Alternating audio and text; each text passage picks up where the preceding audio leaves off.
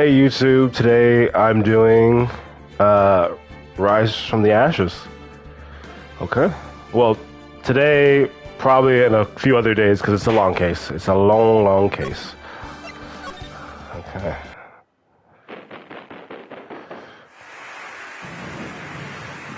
Let's get it.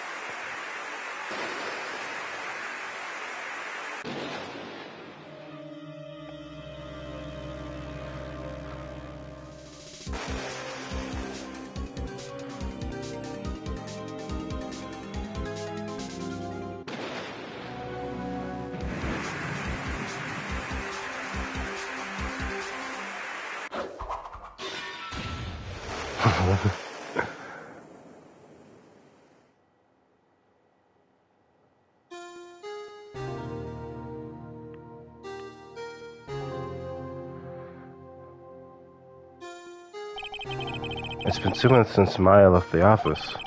2 months without a single trial. I've had offers, but none I took. That is, until the day that girl showed up.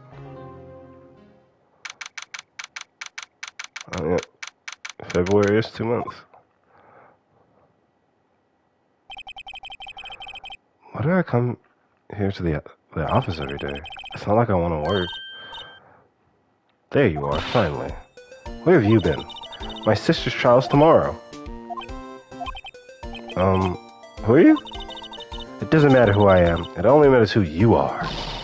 The famous defense attorney Mia Fey. I mean, you could name a guy Mia.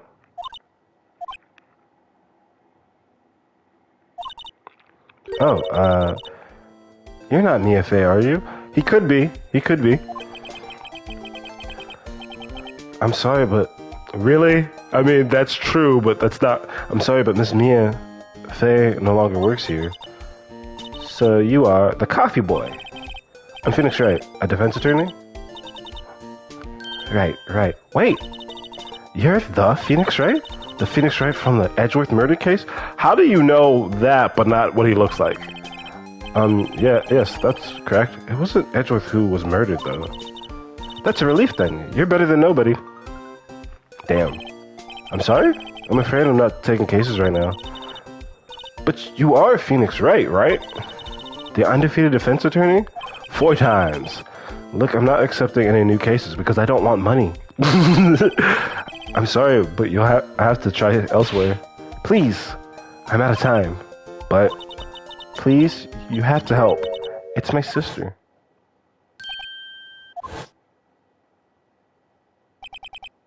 Maya. Could it be?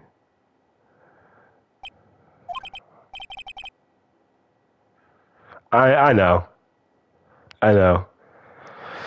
But I mean, right now, undefeated. Okay, I'll hear you out. Really? Thank you so much. My name's Emma Skye. I'm a scientific investigator. Scientific investigator? Emma, was it? So you're a scientific investigator? Yes, that's right. Is something wrong? No, it's just you seem kind of jumpy or maybe just young? Young? I'll be 16 years old this year. Oh, I see. Wait. Only 16? I'm set to be formally assigned to forensics in 3 more years. My work has become quite well known at my age, no less. So what exactly is your current position then? Well, legally speaking, I guess you'd call me an 11th grader. But I'm ready to do my job at any age, no less. Great, another future professional in training.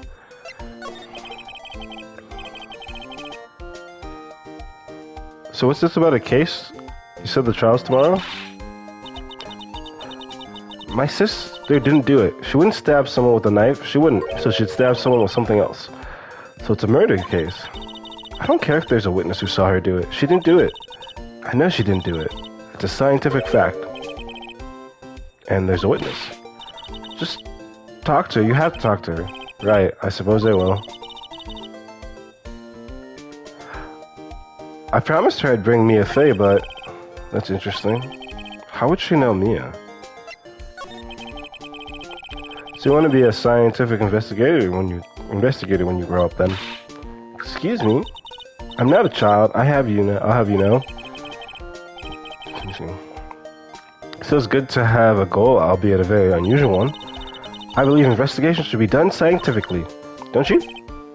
Yeah. Sure can't fault her for a lack of enthusiasm. If this case is handled scientifically, I'm sure my sister's name will be cleared. Your sister? I've been doing research, you know. I'm developing a new scientific method of case investigation. I'll show you when I'm done. I'm looking forward to it. Guess I should go get down to the detention center and talk to her sister. My sister asked for Mia specifically. This Mia Fey person was a few years below her in school. So they went to the same school, huh? She always told me to go to Mia if I ever needed a defense attorney. And well, I need one. Incidentally, Mia is a woman. Now that you mention it, I guess it is more of a woman's name than a man's. Well, it's nice of you to help your sister out like this. You must be close. Well,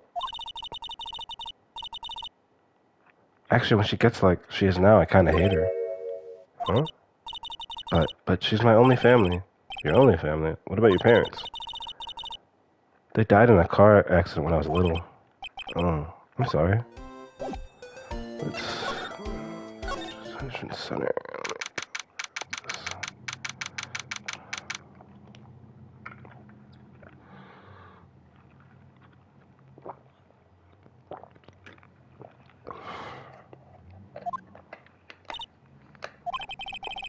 I wonder what's wrong with Emma.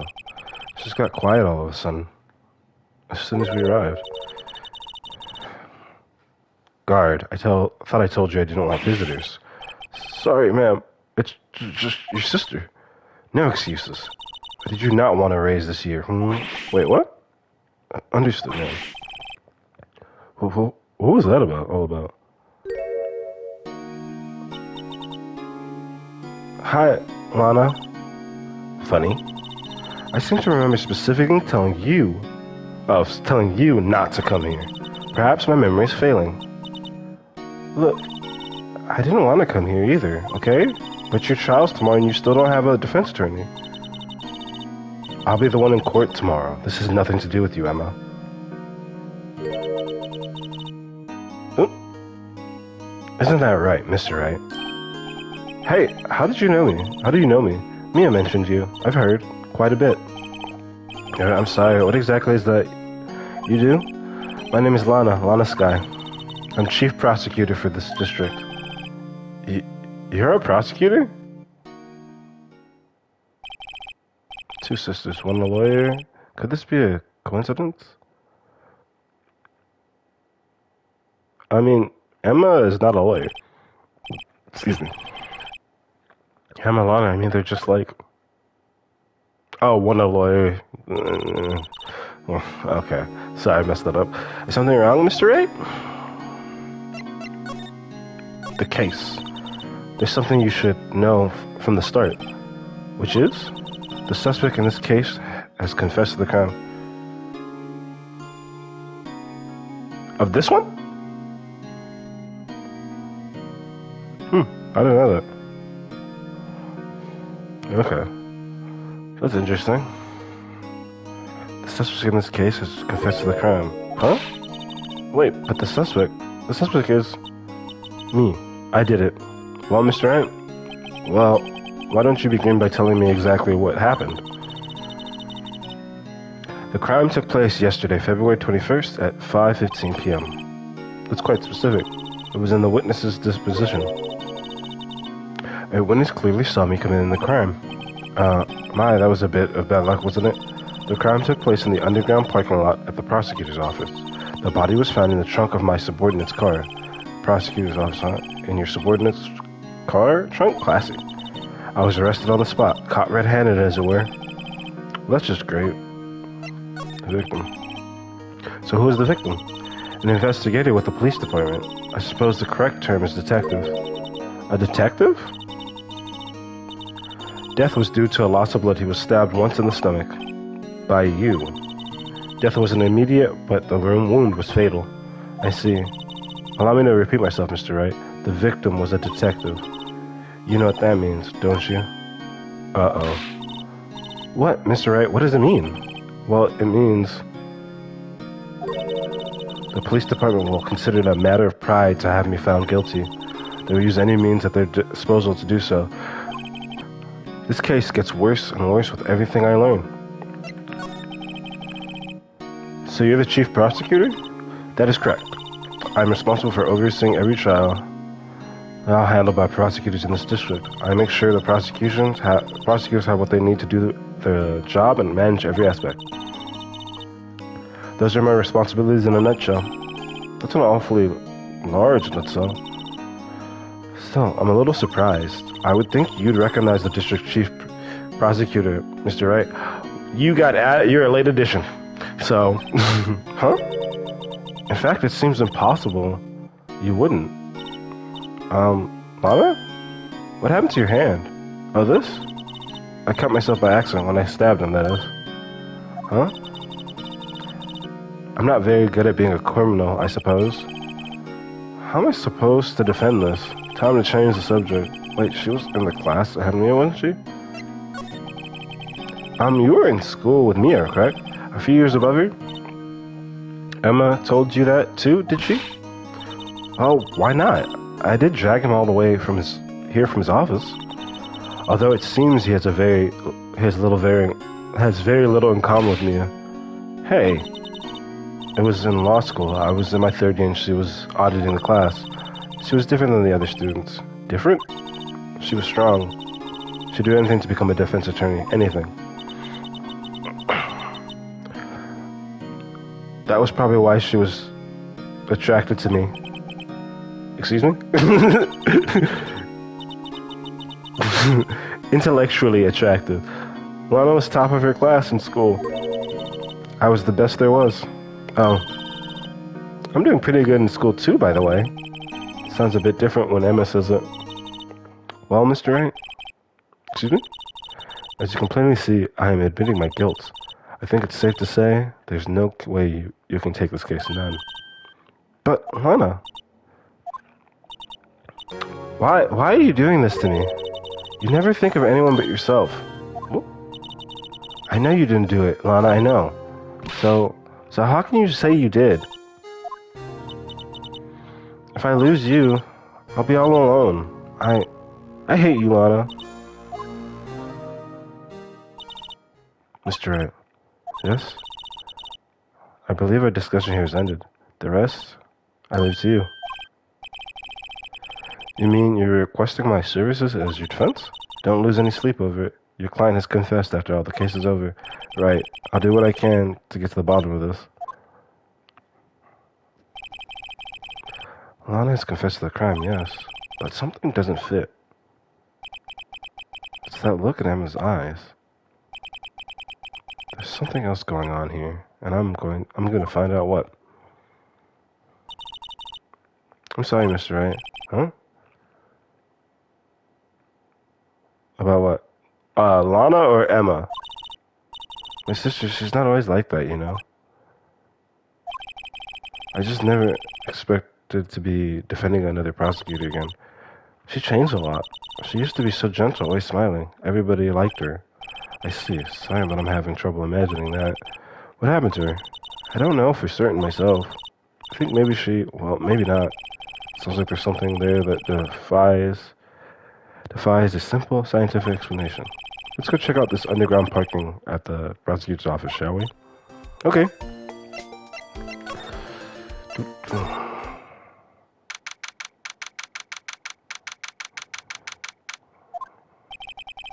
So this is the lot where it all happened. Looks like they're still investigating. Funny that my first visit to the prosecutor's office should be like this. Hey, everyone, keep up the good work. Hey, what are you thinking? Well, they are going to be my coworkers 3 years from now, after all. I mean, some of them will maybe transfer, or retire, or die. No harm in saying hello. Actually, there is. You know, attorneys aren't supposed to examine crime scenes. I'm trying not to stand out too much here, too, see? But you come in here in a suit. Well, I guess you could look like a detective by doing that. Hey there. You expecting to go on notice here, partner? Partner? What do we have here? It looks like our Bambina got loose from the ranch and it's up to no good. Folks gotta learn to keep them doggies tied down, partner. Mr. Marshall.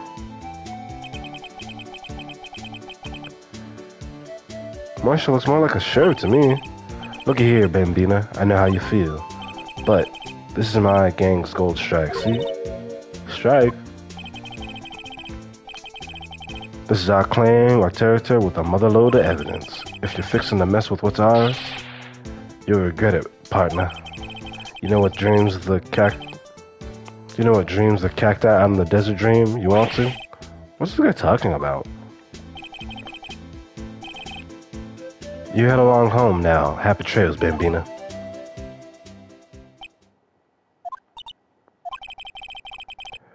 Is that a hombre, a friend of yours? Kinda, sorta. Yeah, he's a detective.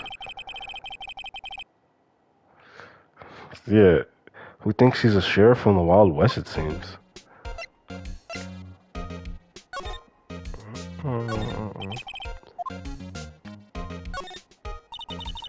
This is where the cars leave the lot. The area on the ground makes it look more like an entrance. What are you talking about? It's plainly an exit. Well, maybe it's both, kind of a dual purpose. The theory of relativity. Well, I've got to write this down. Hey, Mr. Wright. Maybe you know, was Mr. Relativity German or was he British? Mr. Relativity, are you sure that was his name? Okay. Well, no time to waste. Let's get hunting for clues. I wonder what this is. Well, partner, it looks like you got no intention of going home quietly. The sheriff. Like I said before, this is here our claim. You'd best be moseying along, unless you're fixing to bite the bullet. Yeah, that's scary. Could you just tell us one thing? Who owns that car? Well, the little filly's got a good nose on her. You want to know who rides that red Mustang with the body in her saddle? Hey, please. No problem, partner. About time for victuals anyway. Get yourself to the saloon up on the 12th of the prosecutor's office. Might just find you a cerveza you like. Prospector's office. What does this guy think he is? And when, for that matter? Note to self, look up Vittles, Saloon, and Cerveza. Maybe we should check out room 1202, the High Prosecutor's office. In any case, stay away from the car. You can look around here all you like, just keep your paws off our claim. Okay, maybe there are some clues around here, Mr. Wright. Let's check it out. Oh, so I can't slide over there. Look, a door. This must mean something. I'm not sure the door means anything. No, it won't open. A mysterious lock. I fail to see what's mysterious about it. Mr. Wright, you need to learn to enjoy life more. Let's finish our investigation first, shall we? Aha, a ladder. That's a step ladder. What's the difference? In scientific terms, please. Scientific, huh? Look at the basic nature of things, Mr. Wright. This all seems so horribly familiar somehow. Here, a phone. Let's see if it works. Hey, don't touch stuff we don't need to be touching.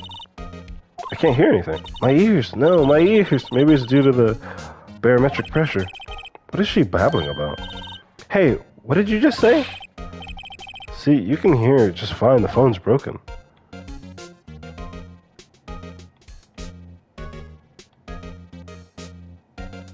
What's this?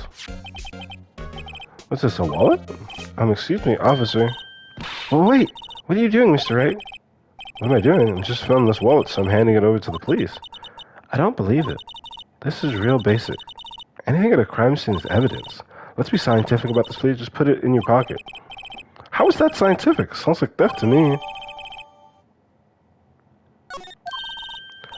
I'm called to duty already at my tender age. Here, I'll teach you the trick to examining evidence in detail, okay? By the way, her eyes are sparkling. I can tell she's been waiting for this. Okay, now look at the court record. Okay. You have to be sure to examine evidence carefully on all sides. Now let's start examining from every angle.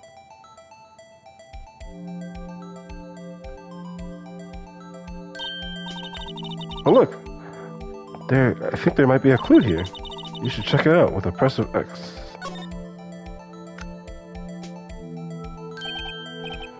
This is an ID card. Sergeant Bruce Goodman. Number 5842189. See, well, isn't scientific investigation useful? I guess, though I don't see what science has to do with it. Yeah, you just opened the wallet.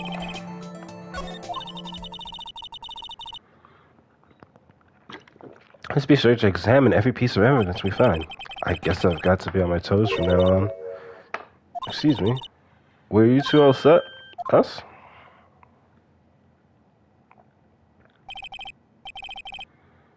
What's this? She couldn't be... You're selling lunches here? This is a crime scene. Hello, half and half, was it? Oh, thanks. And you, sir? Yes? Some crunchy goodness coming at you. Thanks. Interesting way of doing business. This area is off limits to anyone without clearance, especially passers-by, or you officers. No, but you don't exactly look like the type to have clearance. Well, that's hardly a way to greet someone. Even if my days as the cough-up queen are over. Cough-up? Huh? You know, I'm feeling kind of full. Maybe I'll pass on lunch. I'm quite connected to the case, you see? The images are burned into my eyes. You might say, yes, all the sordid secrets. Secrets? Dear me, you are a slow one, aren't you? I'm referring to the murder. The stabbing of that detective. What? A witness clearly saw me committing the crime. Witness. You mean you're the witness my sister was talking about? Please, cough-up queen, tell us what happened. The name is Angel Star. Don't you go forgetting it. But before you know it, I'll have you whimpering at my heels. Yes, ma'am. Yips, she means it. Yipes, she means it. Okay. Somehow I knew. Yesterday was a day of destiny. I knew something was going to happen. Just like I know that the daily special on Friday every week is salmon. Nice. Destiny? Was yesterday special for some reason? You're a defense attorney, right? You should know them, then. You should know the foul misdeeds of the evil ones who haunt this den of inequity. Evil ones? Prosecutors, they have no qualms at all about blackening the name of innocence. And yesterday they paid homage to the most evil one of all. Oh.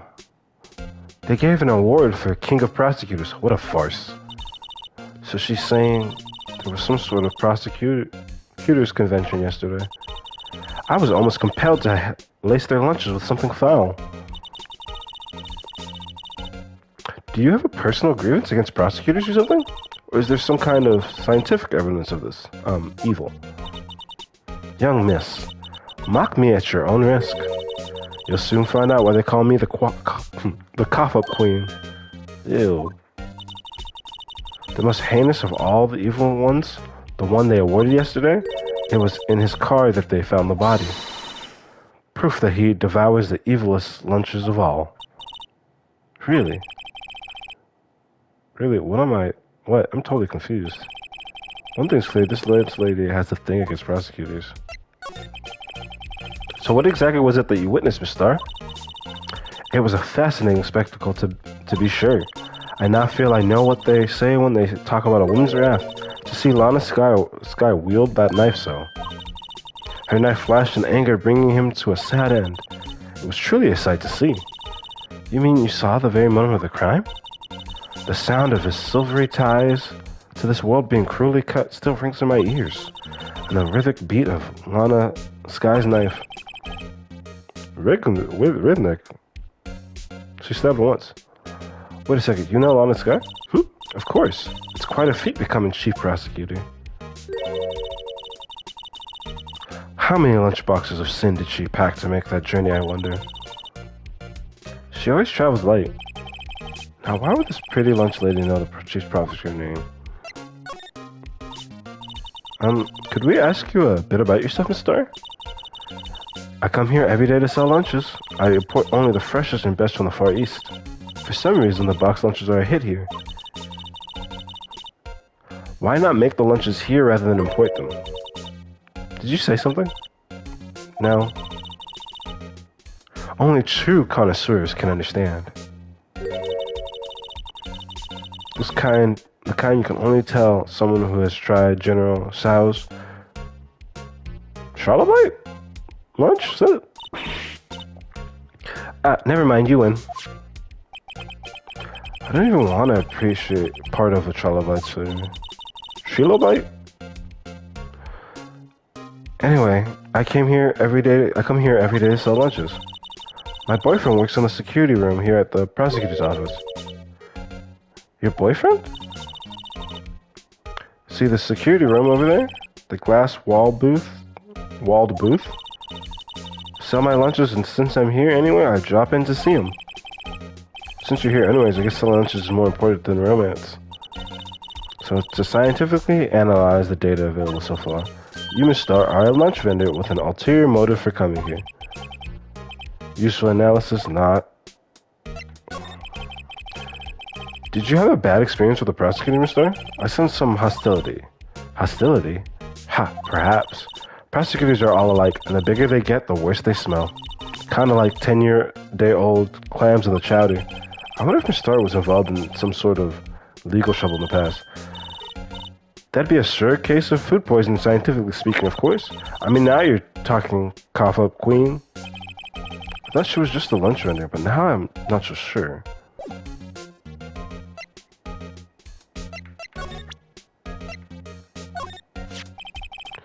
About this card. Lunchland vendors only accept cash, no card. Especially not a card belonging to someone else. No, this isn't a credit card. It's an ID card. It belongs to a detective. And you're showing this to me, the lunch lady. Why? That's like showing a fine honeyed ham to a detective. I don't always feel like I'm being mocked. Oh.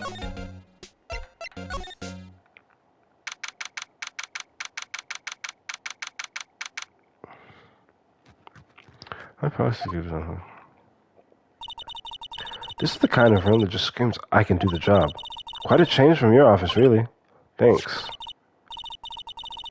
Look, there's a trophy or something here. A trophy? What, that shield? It takes real nerve to display stuff like that. Whose office this is? They must be a real stuck-up jerk. Phoenix Wright. You never tire of prying into other people's business, do you? That voice. Yeah, I mean, the outfit on the wall. Long time no see, Edward. Huh? Ah! Mr. Edward. You know him from somewhere? Excuse me. Of course, I'm his biggest fan. And you just called him a stuck-up jerk. My sister introduced us once and... Right, her sister's the chief prosecutor after all. Well, what brings you here?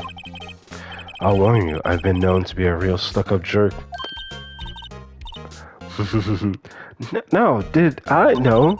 It was just Mr. Right here, Hey, don't blame me. We're just here to investigate a murder case. Murder? A body was found in this nasty bright red sports car in the parking lot. It's his car, isn't it? That would be my car. What of it?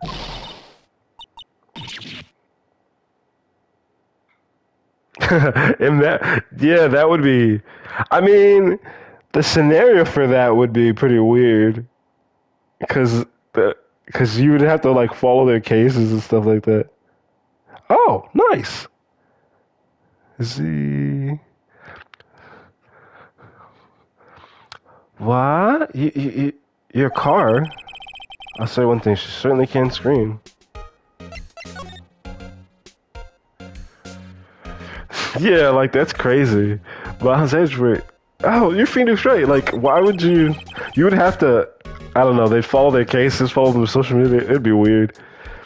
So the body was found in your car. Go ahead, say it, right? You think I did it, don't you? After you went through all the trouble to help me last year, no less. No, we don't think you did it. I mean, it was my sister stabbed him. Wait, no, she didn't do that. I mean, wait. So you're the chief prosecutor's little sister, then? Yes, Lana Skye. It's nice to meet you again. Now that didn't sound forced at all. Ah, now I remember. You've really grown. I'll admit it was a surprise for me, too. To think that my own car would become the scene of a murder. More surprising still, I'm being forced to prove my superior's guilt. I can understand. Wait, what did you say? Lana Skye is the chief prosecutor, the top prosecutor in the district. She can't prosecute herself, so I'll be the prosecutor of the trial tomorrow. You? Mr. Edgeworth. Dang. To be honest, it's a bit of a miracle I'm still here at all. What do you mean? Rumors. You've heard the rumors about me, haven't you? How's Edgeworth? It's hard to remember a time when there weren't rumors about this guy. Forging evidence, arranging false estimate, illegal searches, you name it. Thanks to you, my innocence was established in the trial at the end of last year. However, there are some who say I'm the one responsible for the current incident. What? That's crazy. Some people need very little excuse to think ill of others. It's a fact of life, impossible to stop. But some of them even go so far as to present me with toys like this. They think it's funny. Toys? That brown shield? There's got to be a story behind that. Oh. Chief Prosecutor Skye, yes, we first worked together on a case 2 years ago. It was my first big case. That's right, I remember. 2 years ago, I wasn't even a lawyer yet. Since then, I've always felt that she was looking out for me. It appears I was mistaken. Mistaken? Why? I mean, I know she's not the warmest person, but I'm sure she felt some responsibility for you. Then why? Why did she stab someone in the trunk of my car? Not only that, she stabbed him with my knife. What? Mr. Edward, your knife was the murder weapon? To be specific, it was the knife I keep in the toolbox in the trunk of my car. Okay. Edward? What? Are you sure you didn't do it? Come on, can't you take a joke?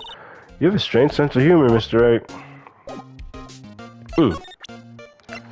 Let's, Say, Edgeworth, I was wondering about this. Mr. Wright? Huh? What? Are you sure you should be showing that to Mr. Edgeworth? Oh, he'll take it for sure, won't he? I wish I could be on the same side. Same side as Mr. Edgeworth. But then my sister would be found guilty. If she sighs any deeper, I'm gonna start getting depressed.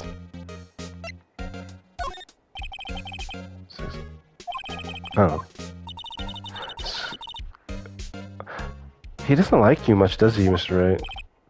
Nah, with Edgeworth, it's never personal. It's all about winning tomorrow.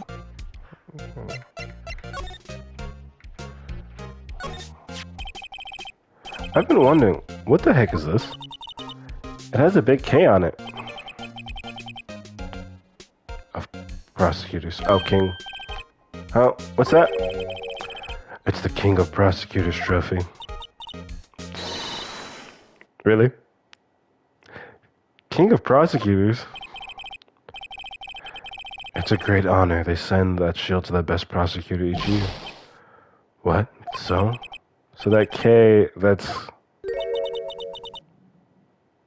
K stands for King. Yeah, you got a problem with that? I didn't design the thing. King of Processors, kind of like Employee of the Month, only better.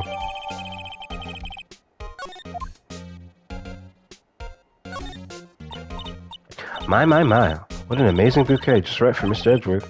No kidding. Hey, there's a card on it. Back from the dead, Wendy.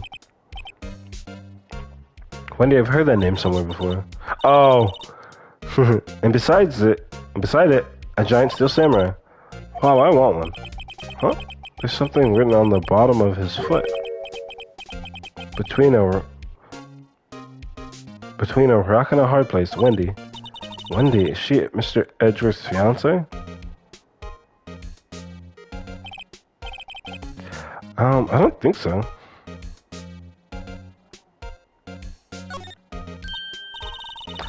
Wow, this jacket's even lacier than his usual one. This must be his lucky trial jacket. Lucky jacket, right. I've never seen him wear it. I'm sure there's a story behind why it's in a frame. Maybe I'll be not and take a picture. She's getting way too excited about this. She sure as hell is treating him like a celebrity. The work desk is quite tidy as one might expect. What a nice desk, easy to use and easy on the eyes. It's polished so well I can see my own reflection. Strange, why did I just picture Detective Gumshoe? Maybe I take that name plaque as a souvenir. Don't, he'll sue you. Hey, a chessboard. I'm not too up on my chess, but it looks like blue's in a bit of a tight spot. The red knights have surrounded the blue pawn. Huh? Those horses are mounted knights. Their swords have really sharp edges. And check out that poor pawn. His head is kind of spiky. Kind of reminds me of you. Mr. Edgeworth must be an avid chess player. What's wrong, Mr. Ray? Edges surrounding a pawn with spiky hair? Nah, it's nothing. Ooh, cute. What a pretty tea set. I'll go more for the instant tea bags myself. Amazing, the drawer below is filled with packets of tea leaves. They're all sorted by place of origin and flavor. Look at this royal blend. What an exquisitely splendid concoction. There's such a thing as taking a hobby too far. Okay.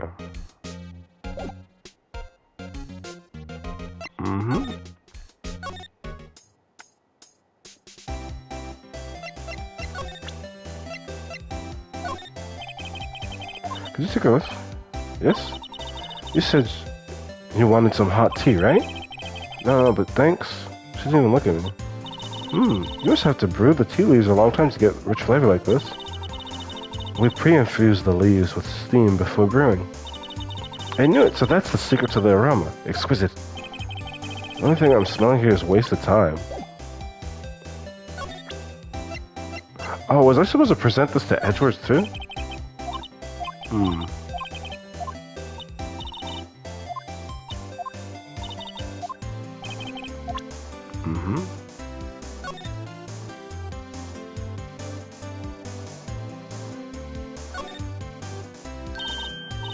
Hey, check it out. There's a metal plate here. Looks like the names of all the previous recipients are engraved on it. Wow. One guy's listed a bunch of times. Von Karma. I guess he must be a foreigner. Yeah, that's probably it. Well, wherever he's from, he must have been an amazing prosecutor. I'd like to meet this Von Karma sometime. When she says it, his name does kind of ring a bell to... Kind of a ring to it. I don't have a ring to it. What it said. Oh, it's... Okay. So it's a hand holding a shield. Kind of...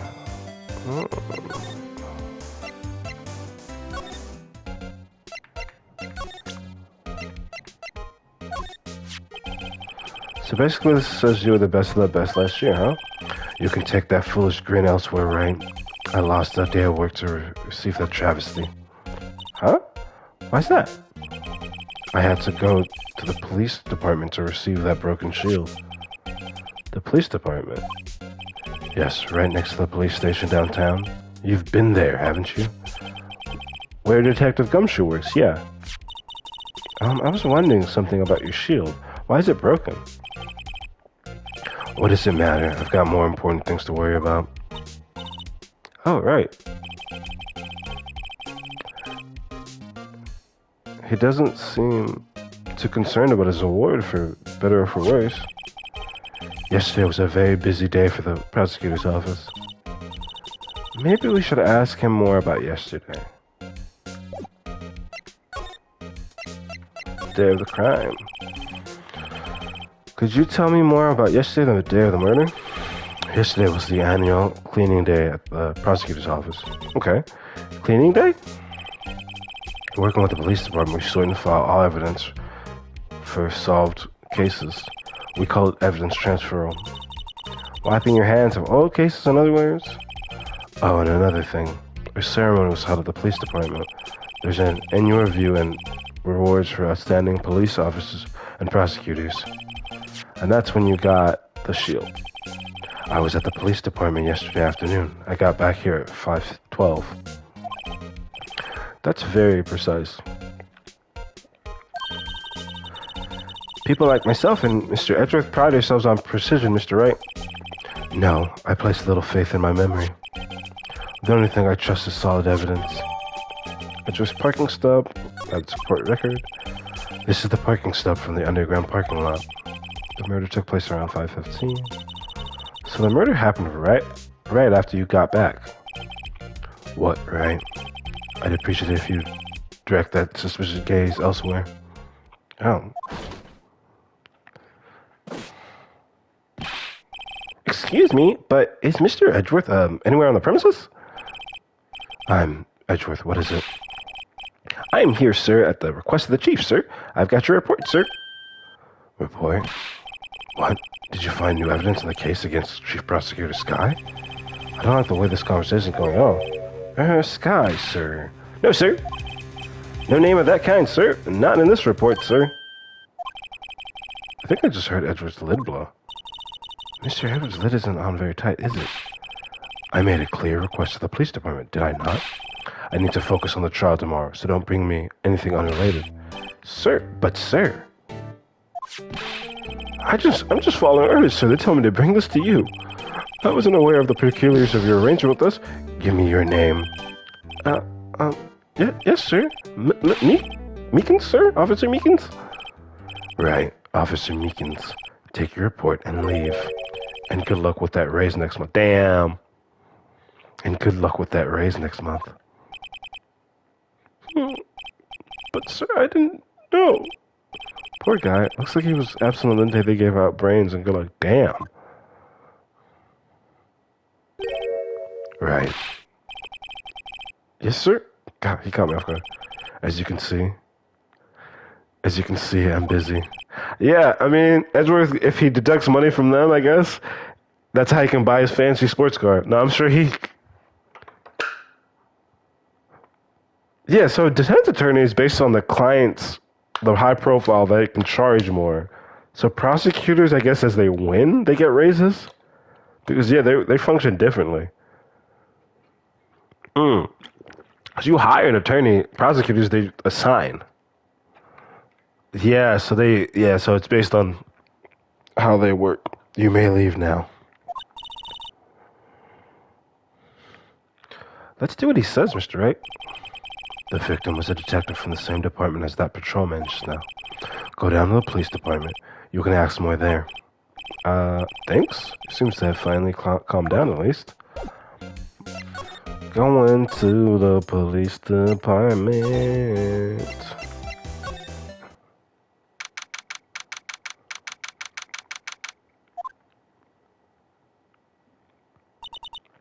Phew, we're finally here. Why would they put the police department so far away from the prosecutor's office? Beats me that took almost 30 minutes by taxi, and traffic wasn't even that bad. The police department, huh? I've only ever been to criminal affairs next door. Hold on, what's this?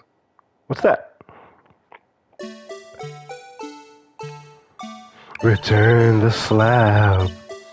Return the slab. Disturbing. Why does it undulate like that? Oh, wait, no, this is the Blue Badger. They're trying to make him the police mascot. Wow, Mr. Wright. You sure know a lot about the police. So he does seem familiar somehow. Forget the Blue Badger. Who's that next to him? Someone appears to be dancing with the blue badger. Uh-oh, he noticed me. Yeah, no, that shit. It's him being different animation and all of that. That shit was legitimately scary. Some stuff in Courage freaked me out. Like, what was his name? Cousin Fred? Then the lady with the cat mask, or the cat with the mask that hated all dogs. Also, that shit was crazy. That whole episode was crazy because first off, that bunny was like, I was like, this dog is gonna murder her, because the point was to show that it's an abusive relationship. And those two, yeah, like all of that. That episode was crazy. He sure is running over here fast. Hey, pal. What are you doing here? Welcome to Cats. My name is Cats. My Wick. My name is Bushwick, but just call me Wick, not Bushwick. Just call me Wick. You see those bones? You want to know what made those bones? You don't want to know what made those bones. Why'd you ask, bruh? Like, you're the one that brought it up. That's my line, Detective Gumshoe. Specifically, why are you dancing over there? What? Well, at least he doesn't seem to be busy. This is our chance to get information. Hey, I'll have you know I'm a very busy man, pal. In case, I'll give you one word of advice, pal. You'd better not agree to defend the suspect in this case. Why not? Huh? Well, it's just that the chief prosecutor's confessed to the crime.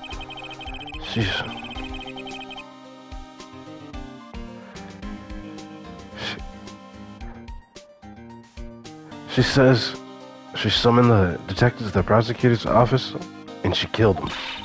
But what if she's not telling the truth? Yes, well, no. Come on, pal. There's plenty of evidence against her. But what if the evidence was faked? Hey, pal. Can I speak to you for a second? Huh? Me? Why is this little girl so peeved at me? She's a relative of the suspect. She's Lana Skye's sister. Whoa, the chief prosecutor's little sister? Just please investigate this case carefully, okay? Scientifically. Yes, sir. Oh, by the way, you might want to keep your voices down. You don't want to be overheard using words like faked. Huh? It's a sensitive issue with us these days. So what are you doing here, Detective Gumshoe? Me? Oh, well, nothing, really. They kicked me out of criminal... What? They kicked me out of criminal affairs. Detective Gumshoe, what did you do this time? What do you mean, this time? Then what happened? I know things are busy right now. I mean, with my sister's case and all. It's true. We've never had a chief prosecutor murder anyone before. Only the highest ranked people are being led into criminal justice. Oh, he meant kicked out like... Hit, like, hey, don't call us, we'll call you, like, to come back later. I thought he meant, like, nope, he got fired. The lowest ranking guy in there is our chief of detectives. They're not letting anyone of us rank and file detectives in at all. None of you? I know this is an important case, but isn't that a little odd? I swear when they introduced Gumshoe, they called him chief of detectives. And that's why I was like, wait, what? Because I was like, I thought he was just a regular detective. Like... So anyway, I thought I'd spend the day getting the badger dance down pat. Isn't there anything else you could be doing? The chief of police himself is directing this investigation, pal. And Officer Marshall was assigned to the underground parking lot. Officer Marshall? Now that I think about it, Emma did seem to know that Marshall guy. A patrolman in charge of a crime scene? It's unheard of, pal.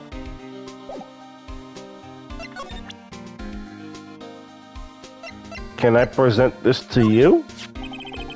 I'm Detective Gumshoe. What can you tell me about this? Huh? Hey, pal, this is a detective's ID. You can't just keep that. You have to turn it into the police. It's people like you that get... it's people like you that get me into so much trouble all the time. Meaning Detective Gumshoe must have dropped his card a lot. Let's see. Bruce Goodman. Goodman. Sounds familiar. Nah, my mistake. But didn't you work together with him in criminal affairs? Whoa! Now I remember. Bruce Goodman. He's the victim. That's what I thought. Can you tell us more, Detective Gumshoe? So, this ID card belonged to the victim. He was a detective like me, like myself. Detective Bruce Goodman. Don't you think it's strange? Excuse me. I mean, why would the victim's ID card be lying on the ground where we found it? Well, Detective Goodman should have been at the police department yesterday. There was an evidence transfer for a case he handled 2 years ago. Evidence transfer. Mr. Edgeworth mentioned that too. But Detective Goodman was killed at the prosecutor's office. Well, that's the thing. It's hard to say this, but where does the chief prosecutor, Scott, called him out there to the parking lot? And Lana's confessing as much?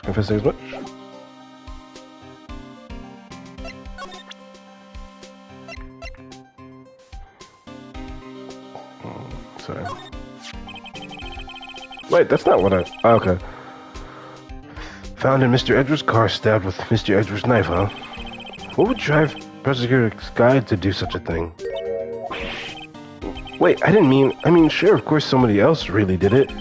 Someone who must have a grudge against Mr. Edgeworth. The car and the knife do seem a little too well organized to be a coincidence. Poor Mr. Edgeworth. What could have happened? We have to find a little more about what's going on with Edgeworth. It's kind of weird. How is Edgeworth prosecuting the case if the victim was found in his car? While the witness proves he didn't do it, it's his relation to the case feels like that should... It's also his knife, but it's his knife from his car, so I guess that's irrelevant. But it just seems weird that he would be the one to prosecute the case.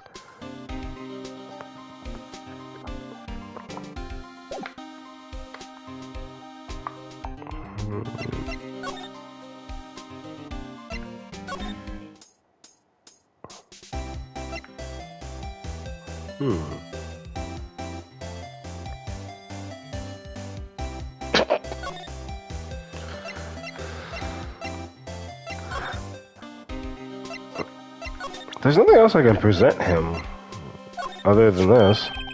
Hey, that's it. That's the King of Prosecutors Award that Edgeworth got yesterday. Were you at the award ceremony, Detective Goodson? Of course, pal. I got an award for diligence myself. Ah, congratulations.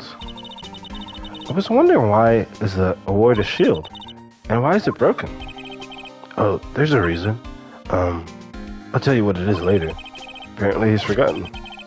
But I was proud of Mr. Edgeworth for winning that award. Even with all the naysayers in the prosecutor's office. Naysayers must be because of the rumors.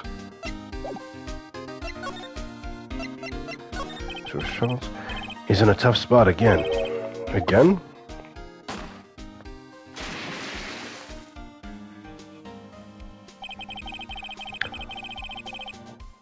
Well, it all started with the murder of that defense attorney Hammond. But Mr. Edgeworth was found innocent. Listen, pal, there have always been rumors about Mr. Edgeworth. Forging evidence, making deals with witnesses. Nothing outright, but there was always whispered rumors. Ever since he was accused of murder, no one's whispering. They're practically shouting. But there's no evidence against them. Well, Mr. Edgeworth has always had unusually strong ties to the department higher-ups. It's only natural that people would be suspicious. I had no idea he was under the gun. Anyway, this latest case has started a new rumor. People say the only reason he took this case is because he's aiming for the chief prosecutor position himself. What? But I know the truth, pal. Nobody wants to be the wants to be the one who has to prosecute the chief prosecutor. Mr. Edgeworth is biting the bullet on this one. He's doing this for all of us.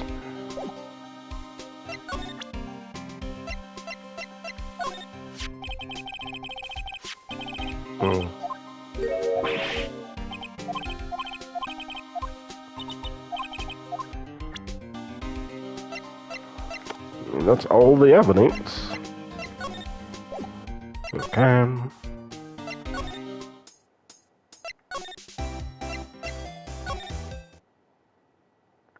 Yeah, there's not really any new information. So I guess to the detention center or to Phoenix's office.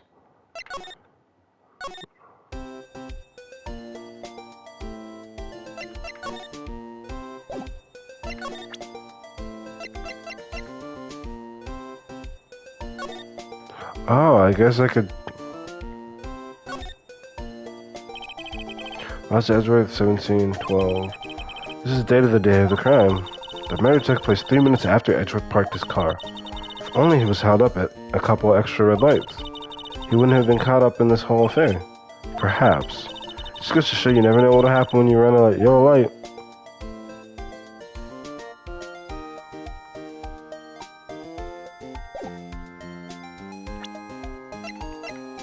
Oh yeah, I never checked this.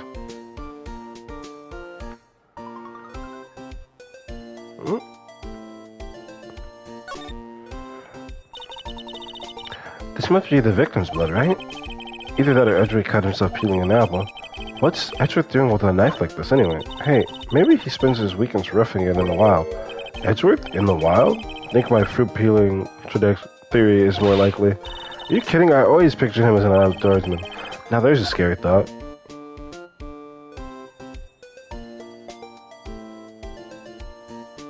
Okay.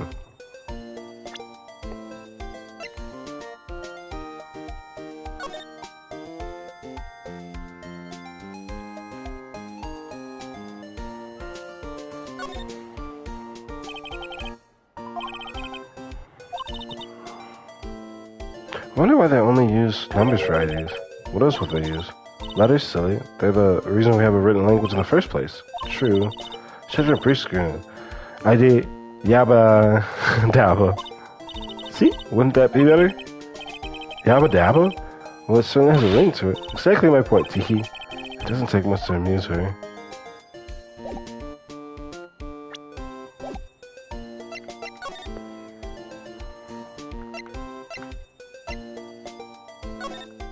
Oh, I guess. The only thing I can...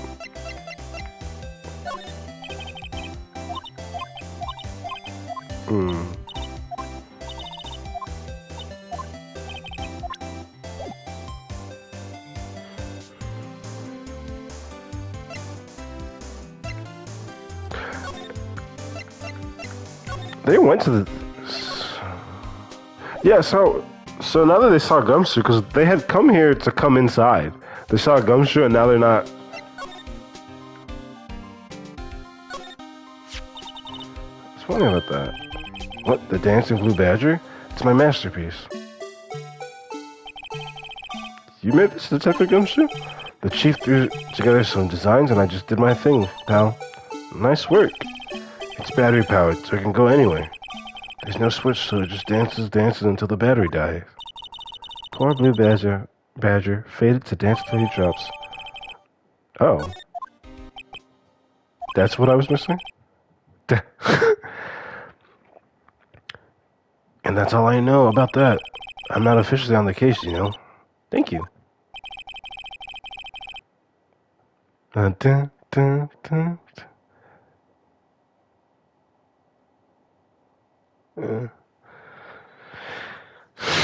I saw a video a while back where this dude did a redeem for his stream for channel points, where it's Phil's line from Kingdom Hearts 1, "Get on the Hydra's back." So people would spam that. So he's like, I regret doing this because it'll be like, "Get on the Hydra's back."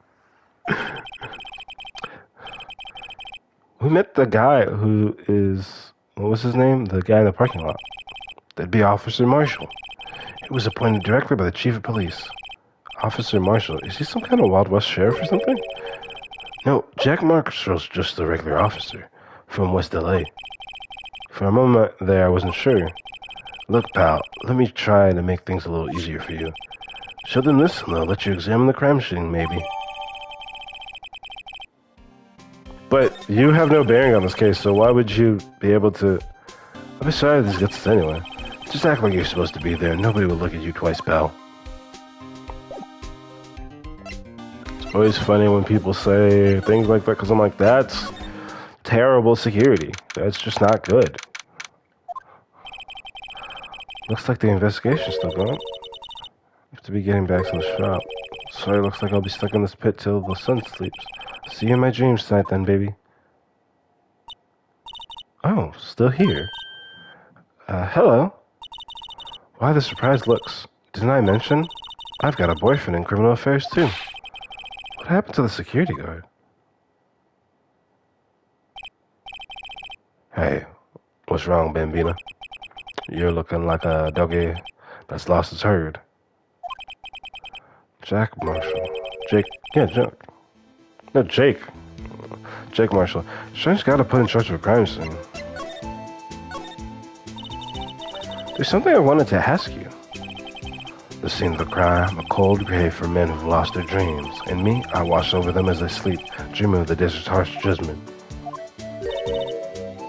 He's asleep. Should we show this? Yep. Yeah, I don't know why I was saying Jack, but it's Jake. Something to catch his interest. Hmm.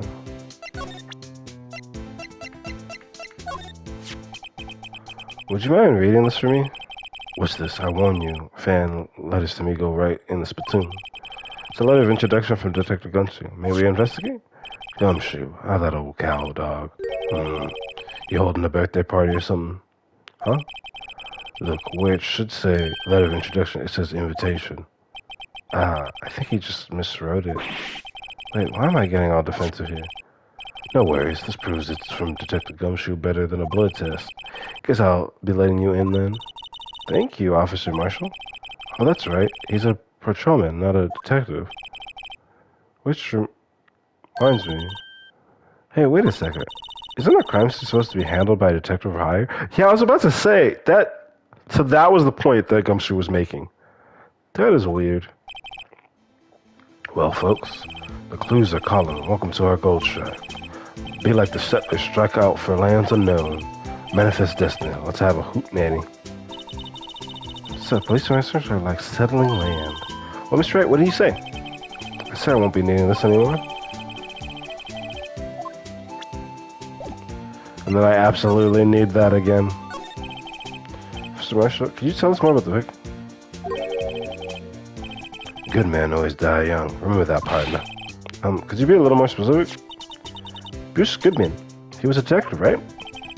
Well, aren't you a feisty doggy there now? Detective Goodman was stabbed here at 5:15. A smiling Madonna told me the tale. I think he means to witness Miss Angel Starr. One stab to the chest. One stab to the chest, a fine piece of work. This here's the autopsy report.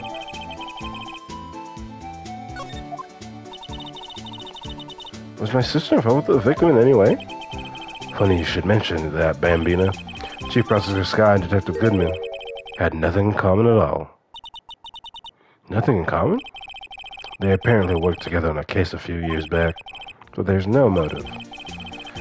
Goodman wasn't a particularly good detective, gifted detective. That's one reason why he didn't do much work with the Chief Prosecutor. But my sister called the victim here on the day of the murder, right? Here, to this parking lot. So it seems like calling an unarmed man to a shooter at a high noon. I don't mean any offense by it, but Officer Marshall, you're a patrolman, right? Not a detective? You calling me out? They shooting you for that? They shoot you for that in Texas, huh? I was one of them fancy shoot detectives 2 years ago. To tell you the truth. Oh, really? Now he tells me.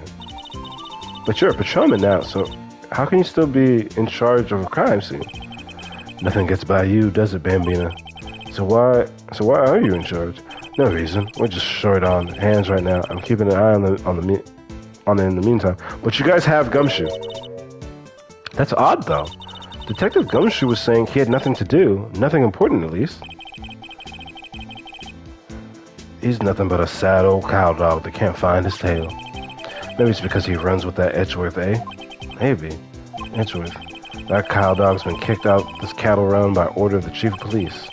Just he doesn't realize it yet. Detective Gumshoe kicked over the investigation. That would make less sense. Okay. This strap, it is... Is it? Yep, they laid it in the outline of the victim's body. So wait. Excuse me. So wait, the victim must have died when the killer closed the trunk on him. You have got to be the only person I know that would come to that conclusion. It just looks like I noticed some sort. 675, 12, 2. Looks like... Look, something's written on it.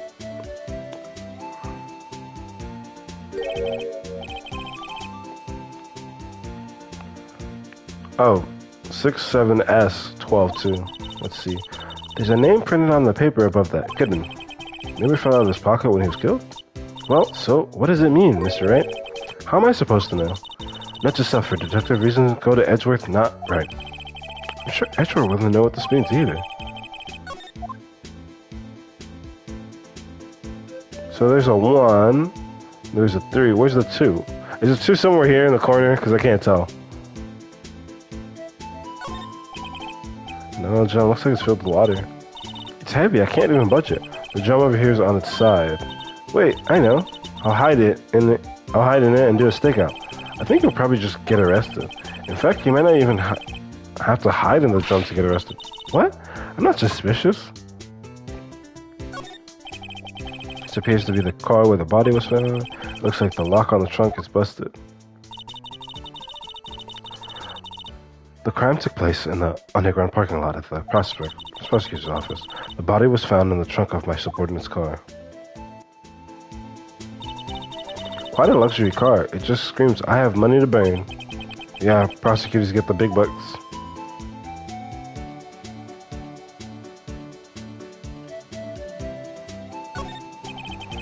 B block is through there. That's where visitors park. I can see the Lunchland car over there, far in the distance. Hey, you're right. I like the cute design on the door. I can see a cartoon cow munching down on a juicy-looking steak. Doesn't that strike you as a little creepy? Just don't think too deeply about it and you'll be fine.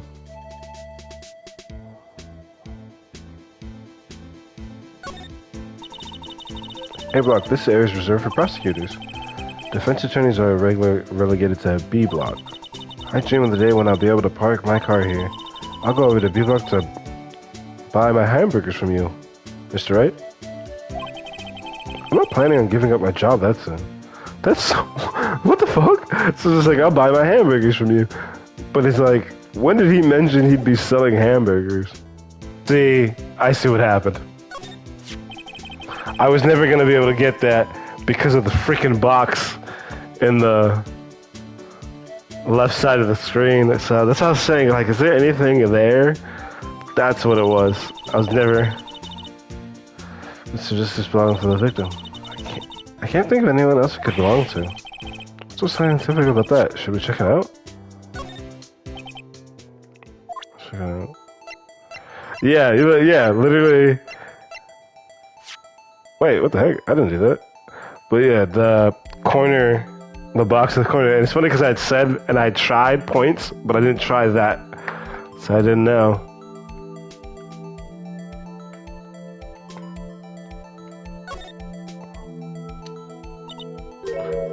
The screen's still on the readout. The phone's still on the readout screen. Readout? Mr. Wright? Most phones keep a record of all the calls you've made and received. You just press the blue button to display the last number you called. Convenient, isn't it? I'm surprised you didn't know about it.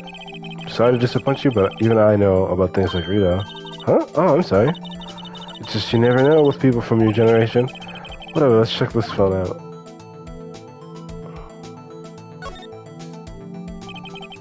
Notice see who the owner of this phone called last night. Note yourself, a defense attorney doesn't think first, he just pushes the buttons.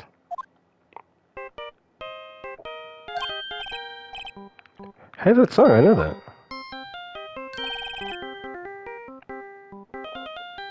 Hey, what's going on over there? Oh, sorry. I see you, partner. You pressed redial on their phone, didn't you? Well, yeah. Whose phone is this anyways? It was on the ground over there. Whose is it? That belonged to Chief Prospector Skye. What? It's my sister's? She apparently dropped it when she was taken into custody right after the crime. Look, the last call was made right when the murder occurred. Looks like she was fixing to call someone. Except she only spoke for a few seconds according to this. Who did she call? No idea. Sorry, partner. Now I got a question for you. Partner, I heard a phone ring just now, one of those newfangled ringtones. Oh? I'm sorry, that was my phone. What? Your phone? Yeah, it's kind of strange, but someone called me right as we picked up the other phone, a wrong number. I hope you're not lying. They shoot you for that in Texas. incited the wrath of the Lone Star Patrolman. Self-finds the court record. Now I probably can go... Yeah, see? Do other stuff. So there's no connection between Detective Goodman and his sister. That's correct, but there's a gold mine of evidence against her. And the prospect for tomorrow is none other than Edgeworth himself. I'm afraid your sister's fate is decided, Bambina. Many condolences. Officer Marshall. Yeah, Bambina? How can you say that? You and my sister, you were... Is there something between this cop and her sister that I don't know about? I apologize, Bambina. Something must have gotten to me. Maybe it's that dry wind that's blowing through the prospector's office. Dry wind or ill will. Someone's up to something here, but who? Suspicions about Mr. Edgeworth have been flying around for nearly 2 years now. Forged evidence and arranging testimony, you mean? He was unbeatable because he did whatever it took to win. Unbeatable, that is, until he met you. But rumors are just rumors, aren't they? These are prosecutors. We're talking about evidence, everything in them. If you follow the rumors about Edgeworth to the source, you found one person. But they're off limits. Untouchable, you might say. One person? Who? Hate to say this, but it's your sister, Bambina. Chief Prosecutor Lana Skye. What? My sister? Edgeworth couldn't arrest all those cattle by himself. Some people load their guns with bullets, some people load them with deals. But you're saying Edgeworth's making deals to win trials? Where there's gunshots, there's bound to be bullets. That's what the old-timers say. There's a big old secret hiding around here somewhere. Everybody knows it.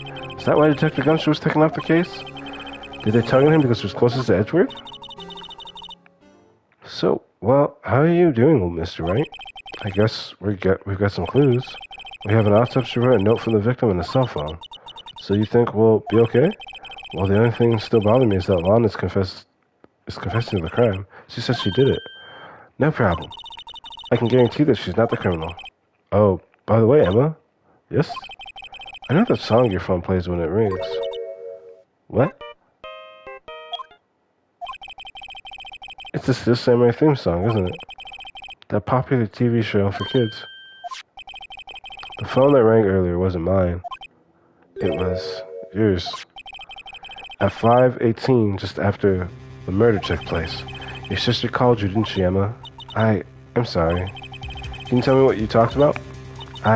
She hung up right away. I see.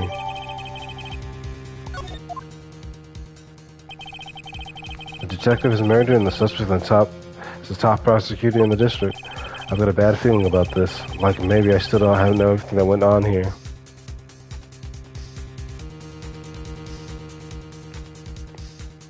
I feel kind of blurry.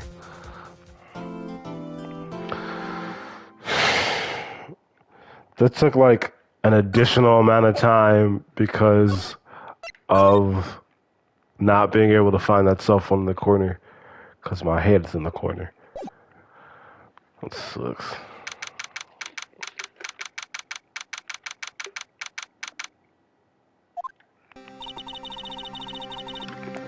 How did the investigation go yesterday, Mr. Wright? Frankly, there's still a lot of gray areas. Or rather, the whole thing is one big gray area. Don't worry about me, no matter what the outcome. I'm ready to accept my fate. I believe in you, sis. Mr. Wright, let me offer you a word of advice. Yes? A defense attorney should never believe their client. The defendant is called to trial because they are suspected of wrongdoing. Never forget that. Miss Skye, you remind me a lot of Mia. But there's one decisive difference between you and her. And that is? You're not a defense attorney. I believe it's almost time for the trial. Good luck, Mr. Wright. It's almost as if he's the one on trial, because he's like, good luck with you. First trial without a Faye helping me. No one's gonna bail me out this time. I'll be alone in there, so I have to discover the truth all by myself. Let's do it, Mr. Wright. I'll be with you the whole way. Absolutely alone. No one else there. No cold cans. It's like...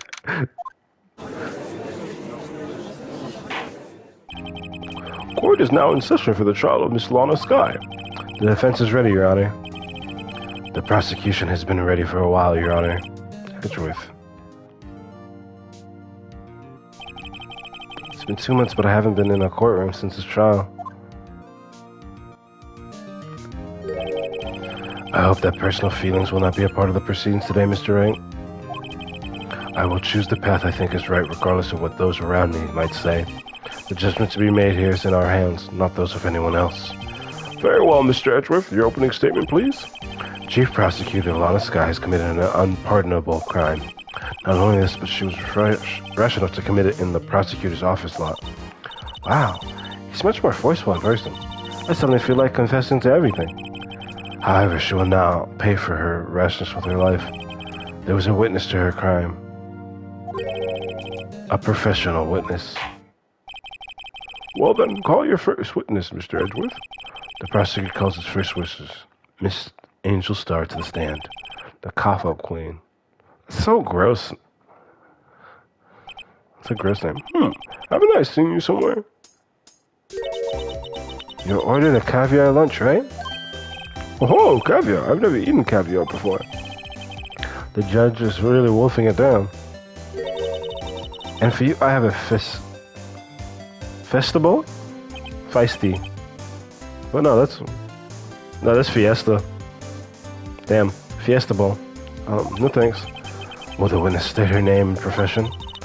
And you, sir? Did you order the fingerprint lunch? Box? It is too early for lunch. Your name and profession, please. Well, Your Honor, how does it taste? So this is why everyone raves about caviar. It's so tasty it hurts. I always thought caviar would taste like pickled tapioca. What the heck does pickled tapioca taste like? Name, profession, now. Me? The name is Angel Star. Don't go forgetting it. I find myself running lunchland these days. Is that what you wanted me to say, Mr. Edgeworth? Very well, witness. Please describe the incident to us. The prosecution will wait. I'm not finished eating. Hurry it up. Very well, Mr. Edgeworth. As you know, we usually call on the police to provide a description of the crime. Your Honor, as Mr. Edgeworth has said to the court, I am a professional. What exactly does that mean? Until 2 years ago, Miss Angel Star was a special investigator with the police. She was a first-rate homicide detective. What? Miss Star was a detective? I know who you are. Cough up. Cough up Queen Angel Star, Your Honor. Long time no see. Very well. You may continue with the description, Miss Star. Just who is this lady? If I may have the court's attention over here. The parking lot of the prosecutor's office is divided into 2 blocks. A block is for the prosecutor's office personnel. B block is for visitors and clients. A chain divider separates the 2 blocks. I suppose that's to keep visitors from taking up prosecutor's spaces, yes? The crime took place by a car in the back of A block, in the car's trunk. The killer stabbed the victim with this knife and went to drive the body out. Excuse me. Unfortunately for her, there was a witness and an arrest was made on the spot. And who was this valiant witness? Why, it was me, Your Honor. That's why she's on the stand. Like, what? Witness, did you see the very moment of the crime? Of course, Your Honor. Immediately after that, I apprehended the chief prosecutor. It seems rather cut and dry, doesn't it? Well, Mr. Wright? I can't agree on principle, Your Honor. It seems that some poor losers are unwilling to accept the truth, Your Honor.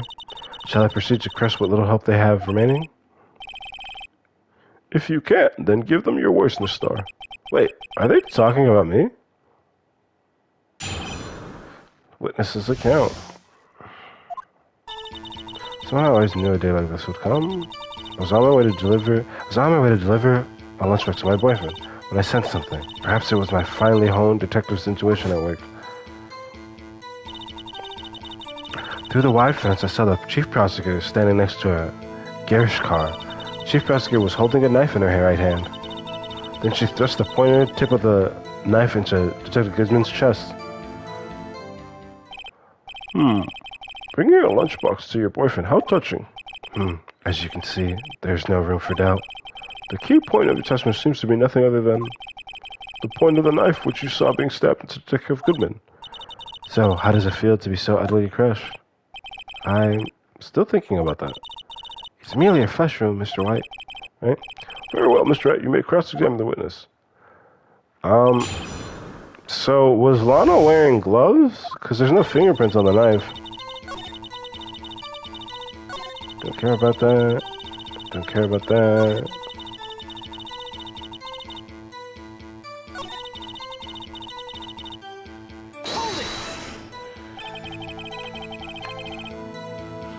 Tell me more about this knife that the suspect was carrying.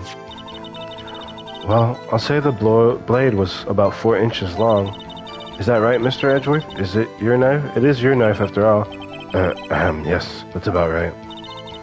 Prosecutors are by nature well versed in the location of the man's vital organs. I'm sure it was easier than boiling an egg for my egg salad surprise set.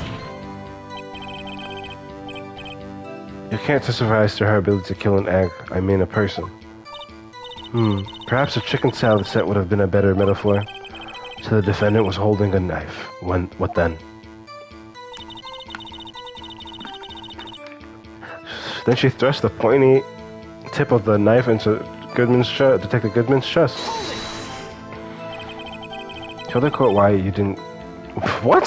Why you didn't shelter? You did see her raise the knife to strike, no? The defense has a point. Unfortunately, by the time I realized what was going on, it was already too late. Too late. Yes. The next moment, the chief prosecutor brought down the weapon, murder weapon. I see. It's only a flesh wound, Mr. Wright. We can make it. Said that before. Anything else? Scientifically speaking, Miss Starr's testimony is flawless. Sounds pretty fair to me. What? What do we do? Is this it? Is my sister guilty? Let's just keep our heads cool and press the witness a bit, shall we? For some reason, having her panic next to me makes me calmer. Don't smile like that.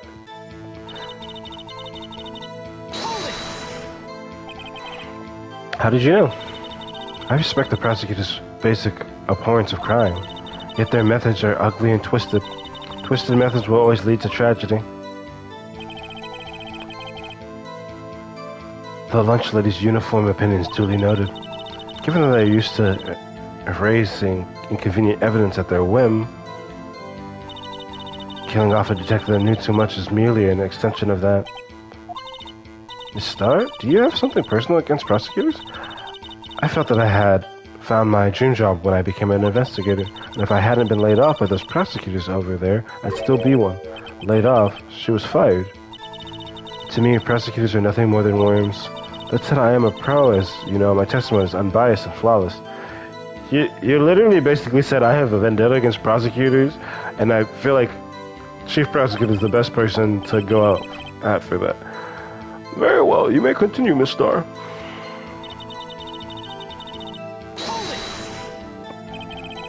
This boyfriend, he's the detective? Not that boyfriend, the security guard. That boyfriend? You have several? Yes, this boyfriend, that boyfriend, and the other boyfriend. Care to join? The yet another boyfriend position still open for applicants. I'll stick with the lunch and steaks. That's stuff the judge had to think before applying. The security guard room is in the lot in an A block. Okay. It's up on the second level, so you can see everything from there. That would be the room. Wait. So, was Lana facing this way? Is it this way then? Because if you're looking from the security office, if Lana's facing this way, you wouldn't see her. That would be the room with the security sign. Incidentally, did you bring your lunch boxes by car? Since I'm a visitor now, I park in B block. So she was in B block when she witnessed the crime. When I sent something to her, you sent something. So you're saying you had a premonition of the murder? It felt like, how would you say? Oh yes, it was like the feeling you get when you view a pumpkin chock full of seeds. I have no idea what that means. Me either. Speaking of a detective's intuition, wasn't the victim Mr. Bruce Goodman also a detective? Yes, well, he was like a young cheese. A young cheese? A pale white cheese not yet tangy with experience on the streets, a greenhorn. Then I must be hard yellow and sharp as a tack. Yeah, with the odor of an old cheese to match. In any case, there in the lot, I felt something stirring in the back of my mind. Francis saw the chief browser standing next to a garish car. By garish, you mean Mr. Edgeworth's car, yes. Mr. Edgeworth's? Incidentally, the knife with which the victim was stabbed was also Mr. Edgeworth's, wasn't it? Indeed it was. What an odd case this is. And the person you saw, you're sure was the defendant? I saw her from no further than 30 feet away. I'm certain it was her. If she's telling the truth, we're doomed. Let's do what we can. Even if we don't have any proof, we can always nitpick. Witness, in your testimony, you clearly stated the following. Prosecutors are nothing more than worms. Ergo, you are a biased witness. You might want to keep those silly opinions to yourself in the future, rookie. Huh? Rookie? Unless you're willing to risk the consequences of doubting me. I'll fry you like a fritter, crisp on the outside, chewy on the inside. That was inspiring. I believe I've heard that tagline elsewhere. You can cry plagiarism. I may be relegated to the lowly post of lunch lady, but my instincts are honed. A photograph? You took this? The moment I witnessed the crime, my reflex took over and I took a picture. In fact, one of my lunchboxes is rigged with a camera. What? I suppose that's more exciting than just hanging it around your neck. Witness, why am I only seeing this photograph just now? You think I'd show it to you? A prosecutor? Think again. Just, my boyfriend works in the photography division of criminal affairs. Well, this is most certainly the defendant. Oh, she was wearing gloves. Okay. Oh, that is unmistakable on this guy. So what was the defendant doing at the time? Sorry. So what was the defendant doing at the time? I pressed all of this. So obviously evidence, but I don't have...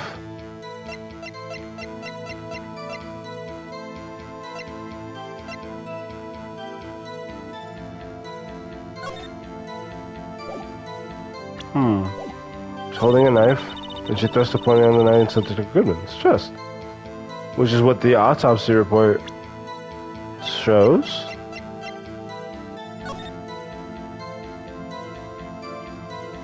Chest wound, single stab was found. Yep. Chief prosecutor was holding a knife in her right hand. I saw the chief prosecutor standing next to a garish car. When I sensed something impressive.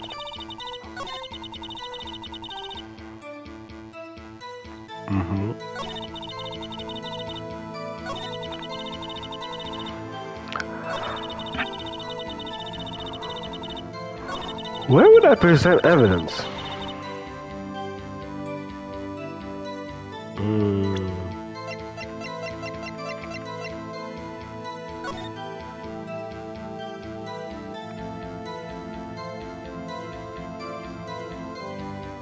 Wait. So where...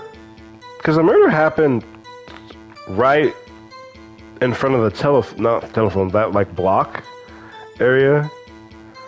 So the security room shouldn't have been able to see it. And the telephone. Is it the picture that I'm looking for?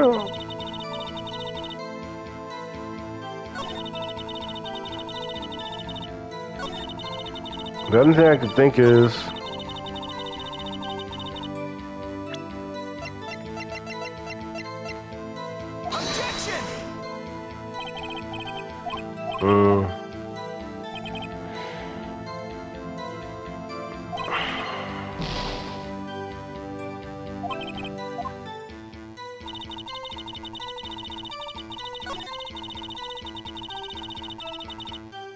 I guess I should just let it go through it, because I don't know.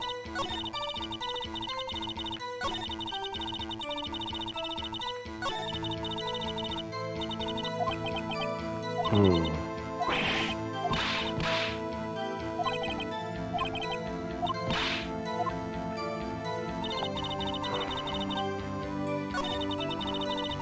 Yep. She's on her way to delivery. Send some passive through the Wi-Fi. So that's, yeah. Her right hand. Okay. She sets the point inside to check a good in his chest.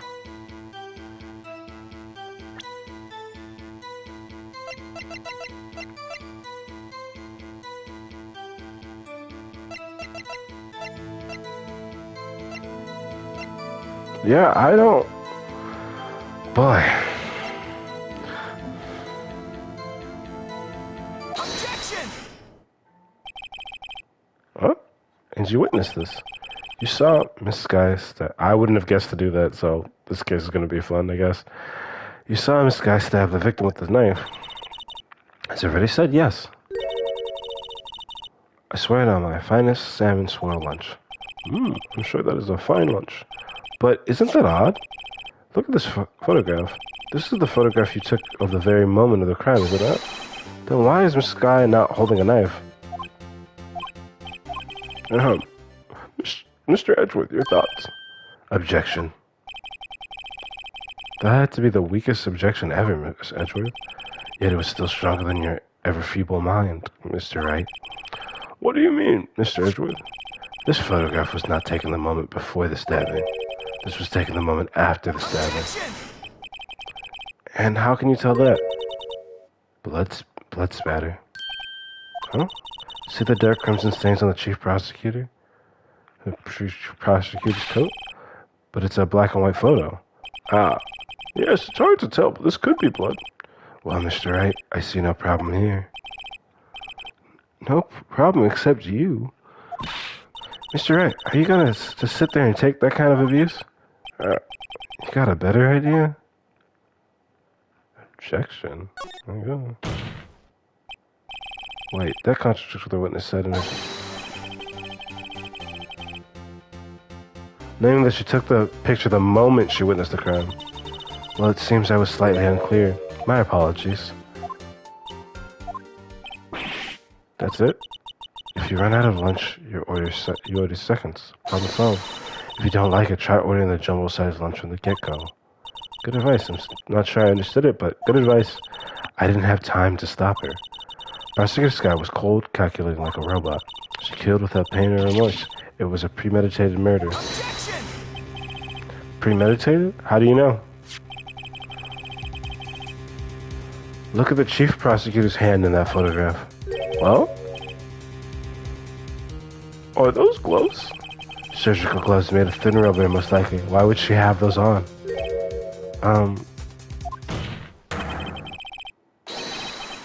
If it was not premeditated, she would not be wearing those gloves. What?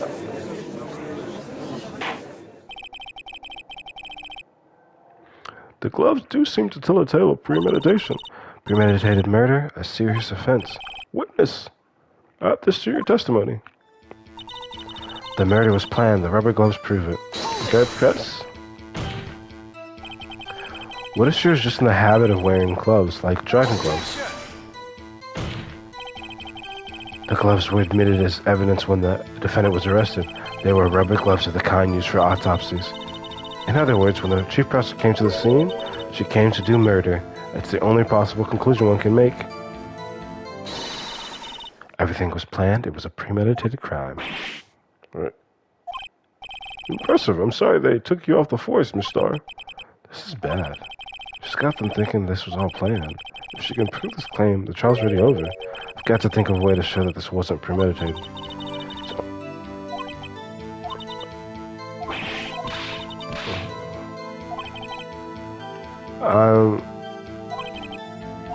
does Edgeworth's ticket prove it's not premeditated? In the sense that she didn't put him in her car, she put him in Edgeworth's car.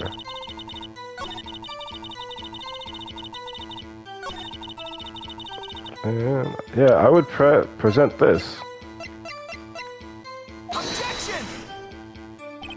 What? Damn it! Because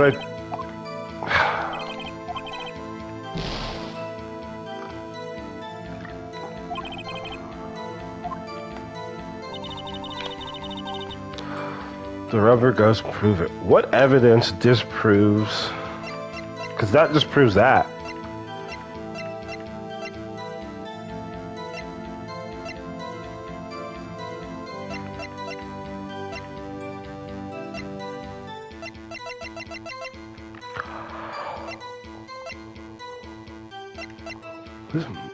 Something that proves it's not premeditated, because everything else is the same.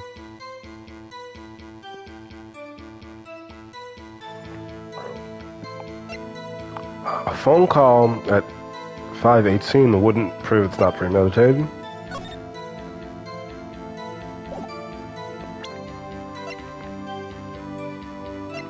It's after.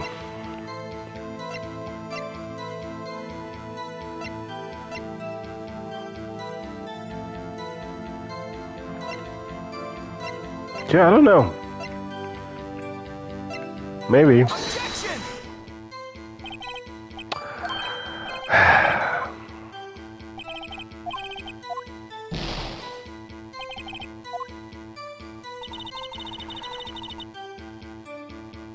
The murder was planned. The gloves prove it.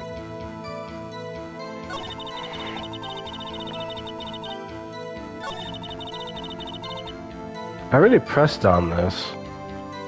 And he said he has to have something that proves it wasn't premeditated.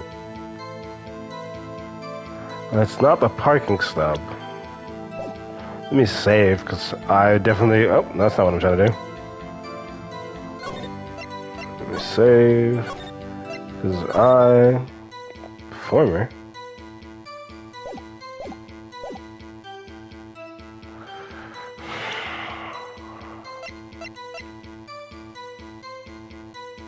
Oh. Objection! Yeah. Linus, do you know what this is? Are you trying to test me? I sell box lunches for a living, you know? That's a knife. The knife. The knife that was in Mr. Edgeworth's trunk. Indeed, it is my knife. But that's the point. Why didn't she bring her own weapon? What's with this case? The bloody murder weapon, a real red car, all belonged to the prosecutor there. The defense is cheaper than... Mommy, prosecutors bad people? Yeah, that's the point. The defense's request... We ask that the witness provide an accurate testimony. What's that, Ricky? In your testimony, you stated that Lana Skye planned this murder, and that's why she was wearing those special gloves. Seems like a natural conclusion to me. The gloves do indicate planning. However, why would she not also prepare the most important thing, the murder weapon? Oh. This knife just happened to be in the trunk of that car. Ladies and gentlemen, if you're gonna plan a murder, you don't forget the weapon.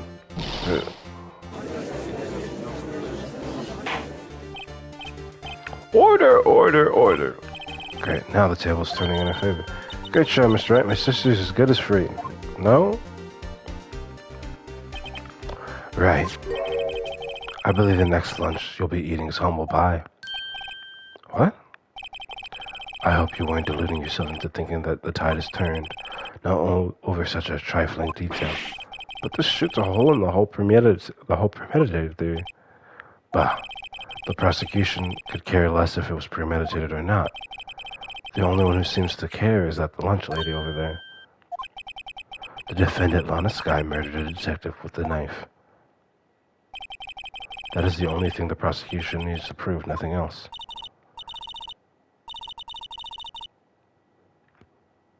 What the heck? Yeah, she just seems upset that it's not premeditated. Maybe because she looked dumb. Very good, Mr. Prosecutor. I suppose you think you're clever now. But you know as well as I do that she planned on killing him. It was planned. If it wasn't, why would she have been wearing? I believe I'd like to hear your testimony again. Witness, please tell us only what you saw, not what you thought. How dare you? My powers of deduction are not to be underestimated. Really now? Oh, the light's coming in. So we'll see if we have any issues this time. Lana Skye intended to murder Detective Goodman. That's why she called the victim all the way to the prosecutor's office. I'm sure the chief prosecutor had a grudge against the victim. Nothing else could drive that human machine to plunge the knife and again and again.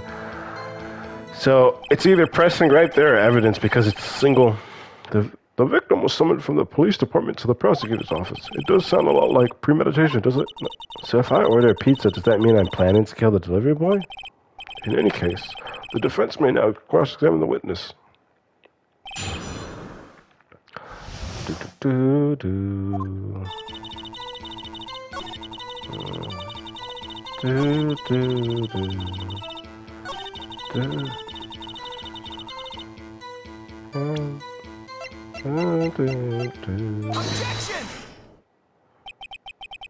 You said she... Oh, it's happening. Let me move this over. Oh, that's a waste. What the heck? Oh. Okay. You said she stabbed him again and again. But you couldn't have witnessed that. Are you testing me? Then I'll test you. With my moss surprise. I'm afraid the moss is growing under our feet as we wait, Miss Starr. What do you mean? I shouldn't have to explain this, but take a look. The autopsy report states the death was due to a loss of blood from one stab wound. Aha! You're right. Good show, Mr. Edgeworth. What a hunk. He's my hero, really. What about my objection? No one noticed. Well, witness? You got the crime scene set, right? Oh, thanks. I always believed that no one could ever mistake ketchup for blood, but now I realize that such mistakes are possible. So, you're saying you mistook something for blood? Sorry. So you're saying you mistook something for blood? When she lifted her knife, I thought I saw blood at her breasts. Splattered blood from her victim. That's why I thought she must have stabbed him at least twice. Then tell us what you saw that you thought was blood. Testify. Her red muffler looks like blood to me. That's how ghastly this whole scene was. A muffler is a type of scarf, right? Her red muffler? Yes, like a scarf. The chief prosecutor always wears one around her neck, so she can be easily hanged at a moment's notice, I suppose. She's right. A red scarf, wasn't she? But wait, isn't it odd that you mistook that for for splattered blood?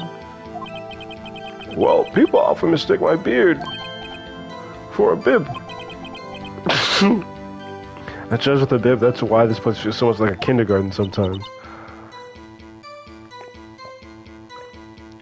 Actually, I do think I saw some traces of blood on your chest.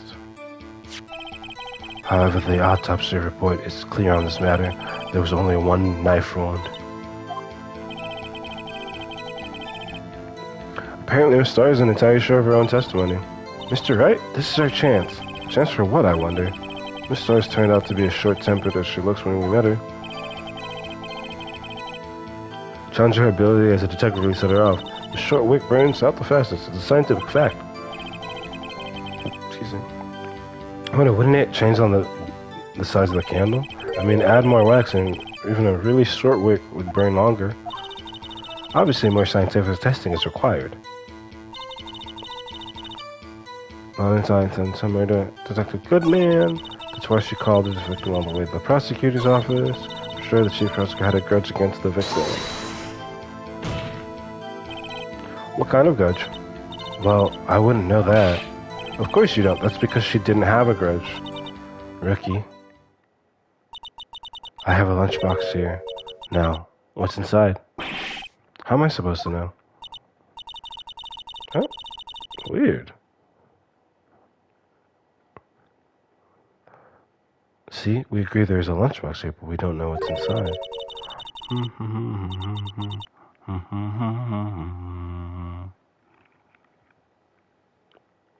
That was always an option. Yep. Is what I have to say to that. A person's life is like a lunchbox with pretzels, don't you agree? There's nuts? I get it. That's why my lunch was so salty. The judge isn't very good with metaphors. The suspect had a grudge against Detective Goodman. Will you tell us your basis for thinking this? It's simple.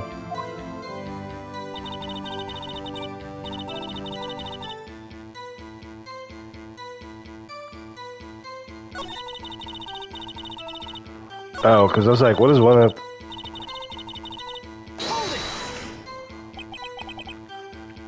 Oh, I already pressed there.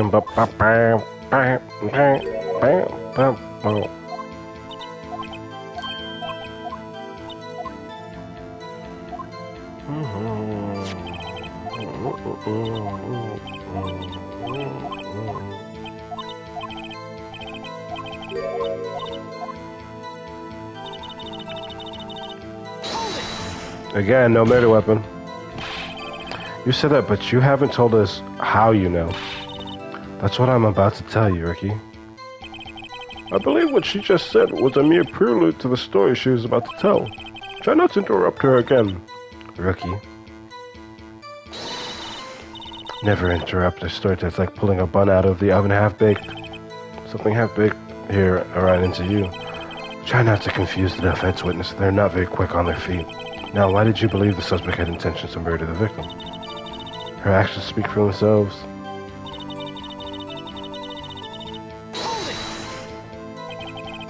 You have no proof that Miss Skye called in there. You have no proof that she didn't. Mr. Edgeworth, thoughts? There's no record of a call made on the defendant's Miss Lana Skye's phone. She might have written him a letter. Come on, you could have tried public phone first at least. In any case, the victim came to the prosecutor's office where he was murdered. I'm sure he had a reason to be there. Witness? Why do you think it was the suspect who summoned the victim that day?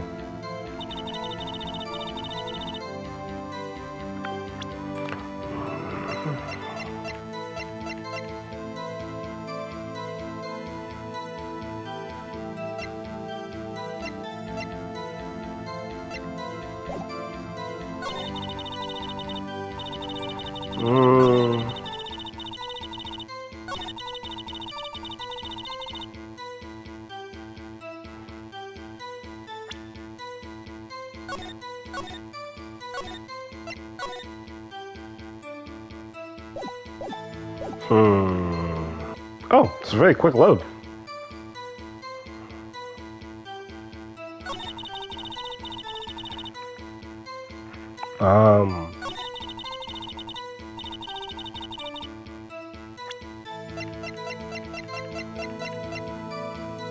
Objection! What? No, I didn't mean to do that. Oh. Objection! That was weird.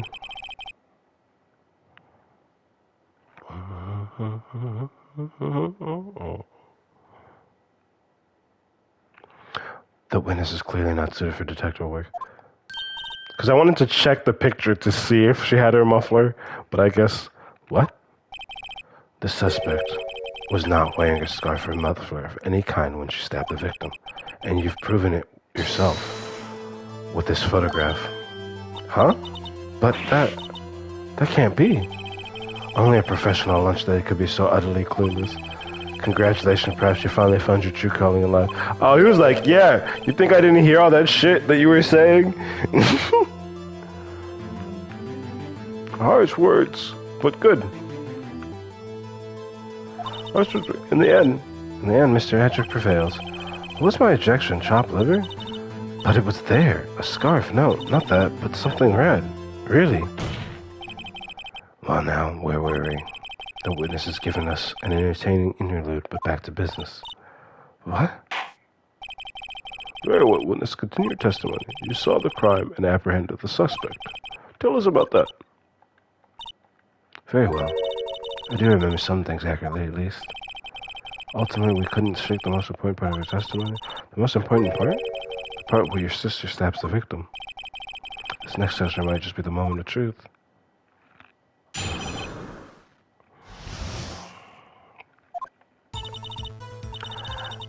After the murder, the suspect attempted to run behind a partition off to her side. I quickly caught her, explaining her rights to her, and arrested her on the spot. Ah yes, when I arrested her, she mentioned the muffler. That's what had me confused in her earlier testimony. In my earlier testimony, she prosecutor made to escape, but against Angel Star, resistance futile. So she was like, "Oh, you're arresting me. I have a red muffler. Oh, sorry, I have a red muffler, by the way. You are quite determined about the scarf, aren't you? I strike like a snake and bite like a cobra. That's me, Angel Star." That wasn't a very good metaphor. First of all, a cobra is a kind of snake. Don't bother me with details unless you want to get bitten. No thanks. Note to self, Mr. Wright is weak against poisonous snake bites. That's funny. The chief prosecutor tried to resist, but her efforts were in vain. She knocked my hands aside, kicked over an oil drum. An oil drum? Hard to imagine. Oh, she's beautiful but deadly. A predator, this one. A leopard woman. Rawr. Very well, Miss Wright. You cross the jam, if you will. And the suspect. I only got 2 strikes left, so I gotta be...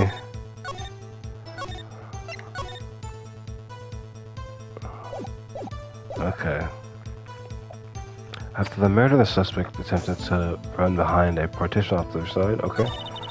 We caught her, explained her rights.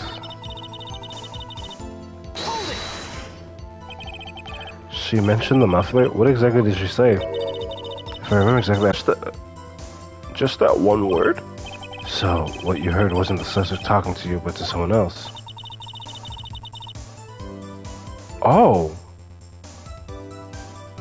Yes, the chief prosecutor was talking on her phone. Her phone? She can't mean... What phone do you mean? The cell phone discovered at the crime scene? Yes, ultimately. Ultimately? My memory... It's like a salmon heading upstream, you see. No, the court doesn't see, mister. The chief prosecutor first attempted to use the phone hanging on the wall. On the wall? That's right. Near the car, there was an emergency phone on the wall. Apparently, it was out of order, and so she used her cell phone. But why wouldn't she just call from her cell phone in the first place? Indeed, the emergency phone was out of order that day. Good witness. Oh, good witnessing, witness. Good witnessing? Whatever happened to good testifying?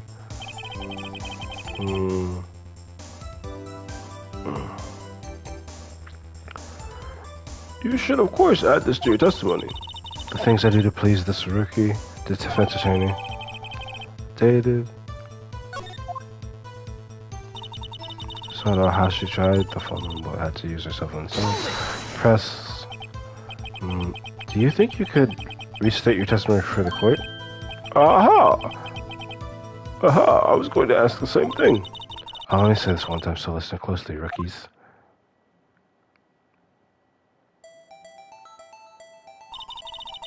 The chief prosecutor stabbed the victim and ran behind the partition. Then she picked up the emergency phone on the wall, but it was out of order. So she pulled her own cell phone out of her pocket. Wait, you went through a gate? That's how you go through, just over there? And, during that time, you climbed over... during that time, you climbed over the chain link fence. That's when I grabbed her arm. The chief prosecutor hung up her phone. And you saw her doing this. What is it, Mr. I see.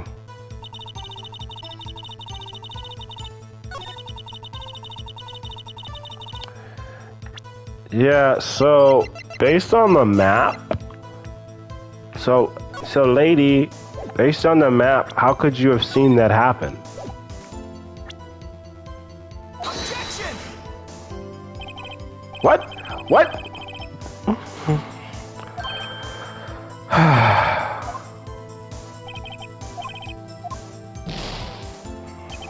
But it said you saw her do this, but the map.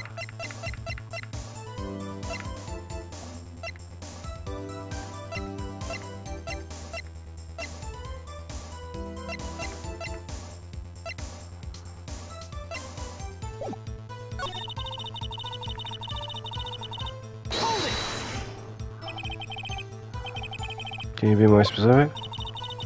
She brushed against my hand and ran. It was a terrible sight to see like a dollop of lard in a pate of foie gras. Huh? She even kicked over an oil drum at me. An oil drum. There was an oil drum laying on its side at the scene of the crime. But it's strange. Hmm? If she wanted to escape, why didn't she run the other way? The other way? The parking lot entrance. That's right. Yeah, it doesn't make any sense that she wouldn't run from behind the partition to the oil drum. That she would run from behind the partition. Excellent. More mysteries. I wish we could solve a few before finding more, though. Try to run. I'm sorry my sister's so suspicious, Mr. Ray. Not as sorry as I am. But she didn't do it. You have to believe me.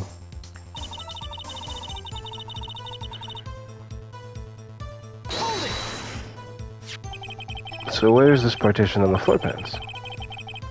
I'm sure she means this wall next to the car. That's right. There was a wall there, about 6 feet high.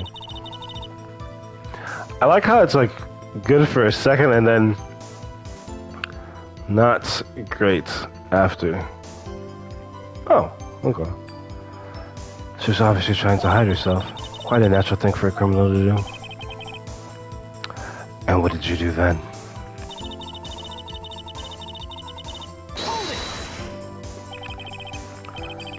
Were you close to the suspect?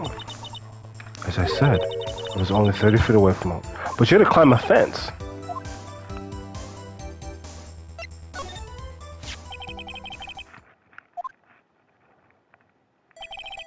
The lunch lady's car was here. So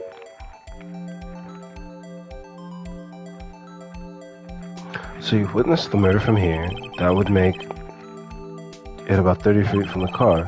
Is that correct, Mr.? Yes, that's right. But there was a chain link fence in front of you. There was a chain link fence in front of you.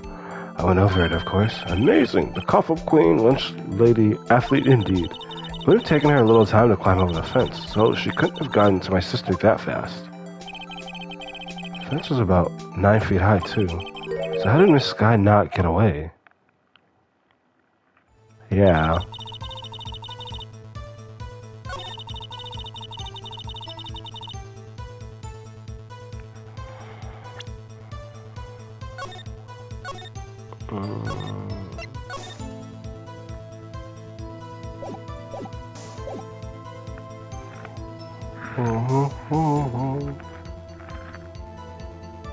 Probably do this until I hit 4 hours.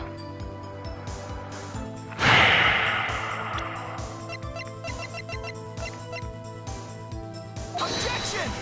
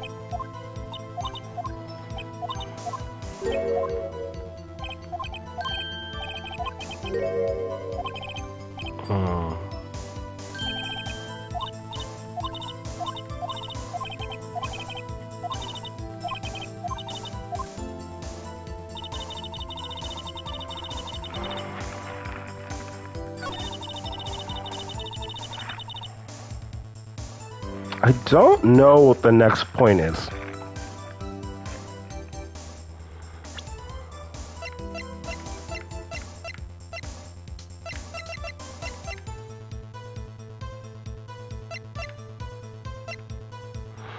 She tried to escape. She did call on the phone.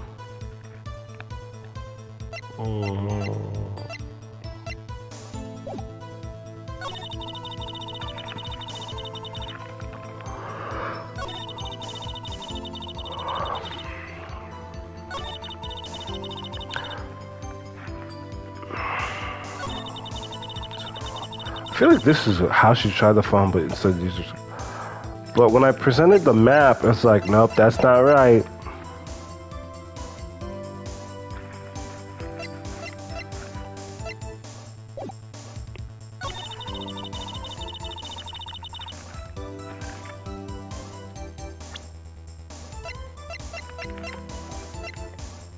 Objection!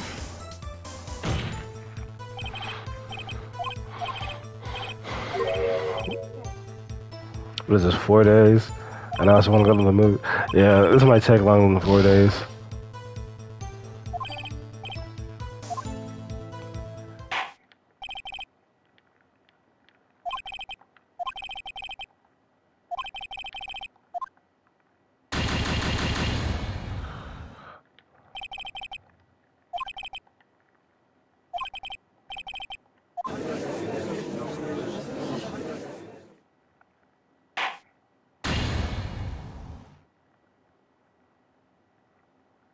Wait, what the f-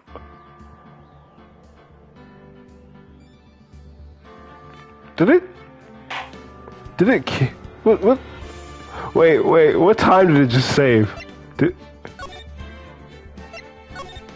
I have to start? Oh my god. Okay, because I was about to say, it said saving. I was like... I don't know. After the murder, the suspect tends to run behind a partition.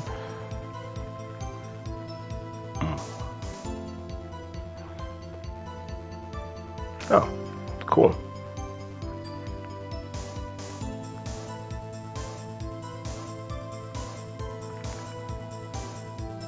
Fun fact, Rise from the Ashes acts as a springboard for some of the game mechanics seen in Ace Attorney 4. Oh yeah, like how they investigate evidence. Yeah, I could see that. So because Rise from the Ashes was added for the 3DS remake, so it's not something that was originally in the original one. So it makes sense that as they were making Apollo Justice, that they implemented something from that. So I don't know when this between the years when Apollo Justice came out versus when this case was added. Right. But anyways, I'm stuck right now. I'm trying to figure out because it's after the murder, the suspect attempted to run behind a partition off to her side. I quickly caught her, explained to her and arrested her on the spot. Yes, when I arrested her, she went to the muffler. I saw it all. I feel like it's here. I saw it all, but when I press, he just goes. Do you think you could restate? Yep.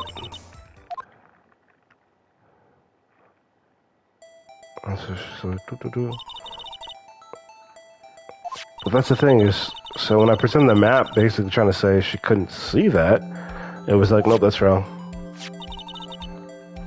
But you can't see any of that from where you are because of the wall. During that time, you climbed with the chain.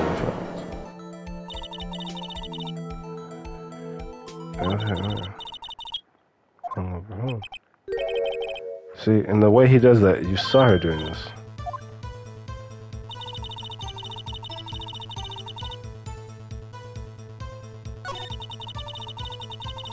But yeah, the only... Because I already presented this evidence.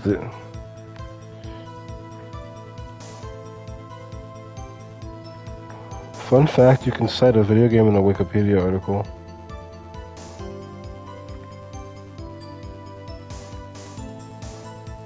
Oh. Do you mean like as evidence? Huh. I didn't know that. But this is where I would place it. Like here. I saw it all, but wait, I did this earlier. Oh, because I did it earlier. Okay, Miss Starr, I have to conclude that you have a personal grudge against Miss Lana Skye. The witness is a former detective. Her testimony is unmarred by personal bias. Well, who would have thought you would be my knight in shining armor, prosecutor? You who, together with the chief prosecutor, kicked me out 2 years ago. You literally were like, I have motive for... Well, Miss Starr? This is a fatal contradiction with your testimony. How do you explain this? I don't know what you're talking about. Mess with me, and I'll make you cough it all up. Ugh. Let's look at the floor plans. You said you witnessed the crime from this point. However, if that's true, you couldn't possibly have seen Miss Skye making that phone call. I believe you see what I'm getting at. The emergency phone was on the back side of this partition. If indeed you were in B block, you couldn't have seen it. What? Order, order! What is the meaning of this? It's simple, Your Honor. She's not coughing up lunches. She's coughing up lies. That's quite a claim, Mr. Wright. Perhaps you will allow me a question. Tell us exactly what lie the witness has told the court. Here's where the counter attack comes. I can't afford to get this wrong. The witness lied about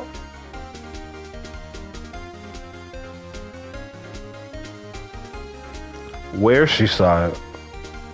But does that matter? What she saw.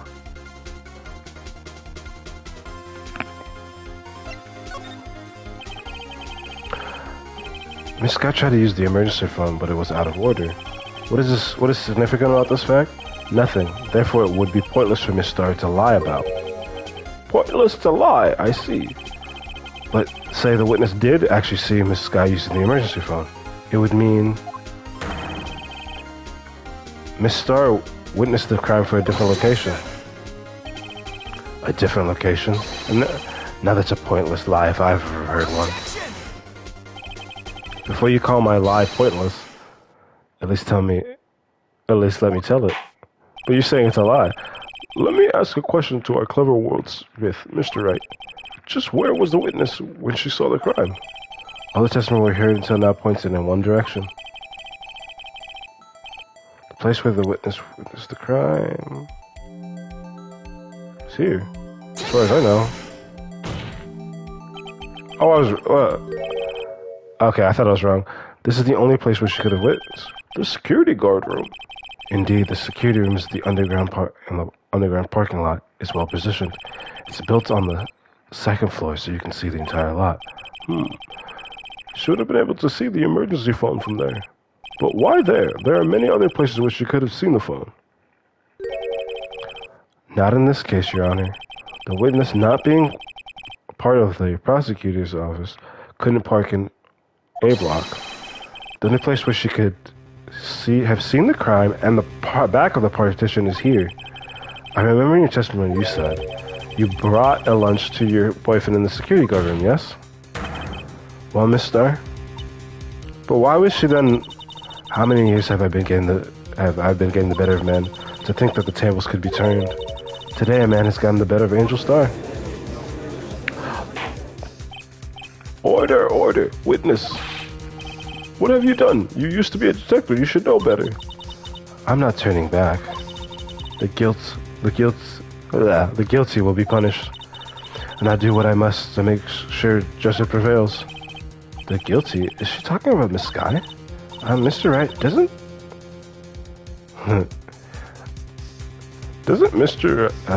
this strike you as odd? Why did Miss Starr lie? It doesn't make sense. Huh? She could have just said she saw the crime from the security guard station. Yeah, I don't remember why that would be relevant. It wouldn't change anything. Yeah, exactly. This photograph tells all. It was the defendant who stabbed the victim. The truth still stands. It still stands? I disagree, Mr. Edgeworth. What? If a witness is found to be lying, they're guilty of perjury. She knows this. She wouldn't risk that without a good reason. So tell us what her reason was, Mr. Wright. I'm not... Huh? Me? Why do I have to figure out? Who else?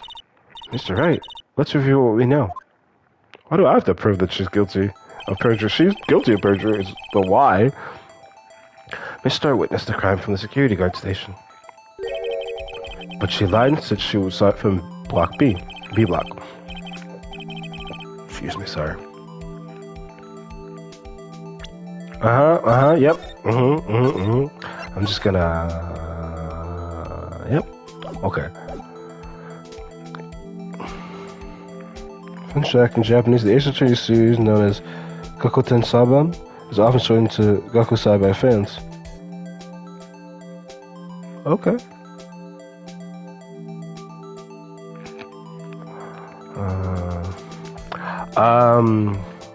Let's see. Angle.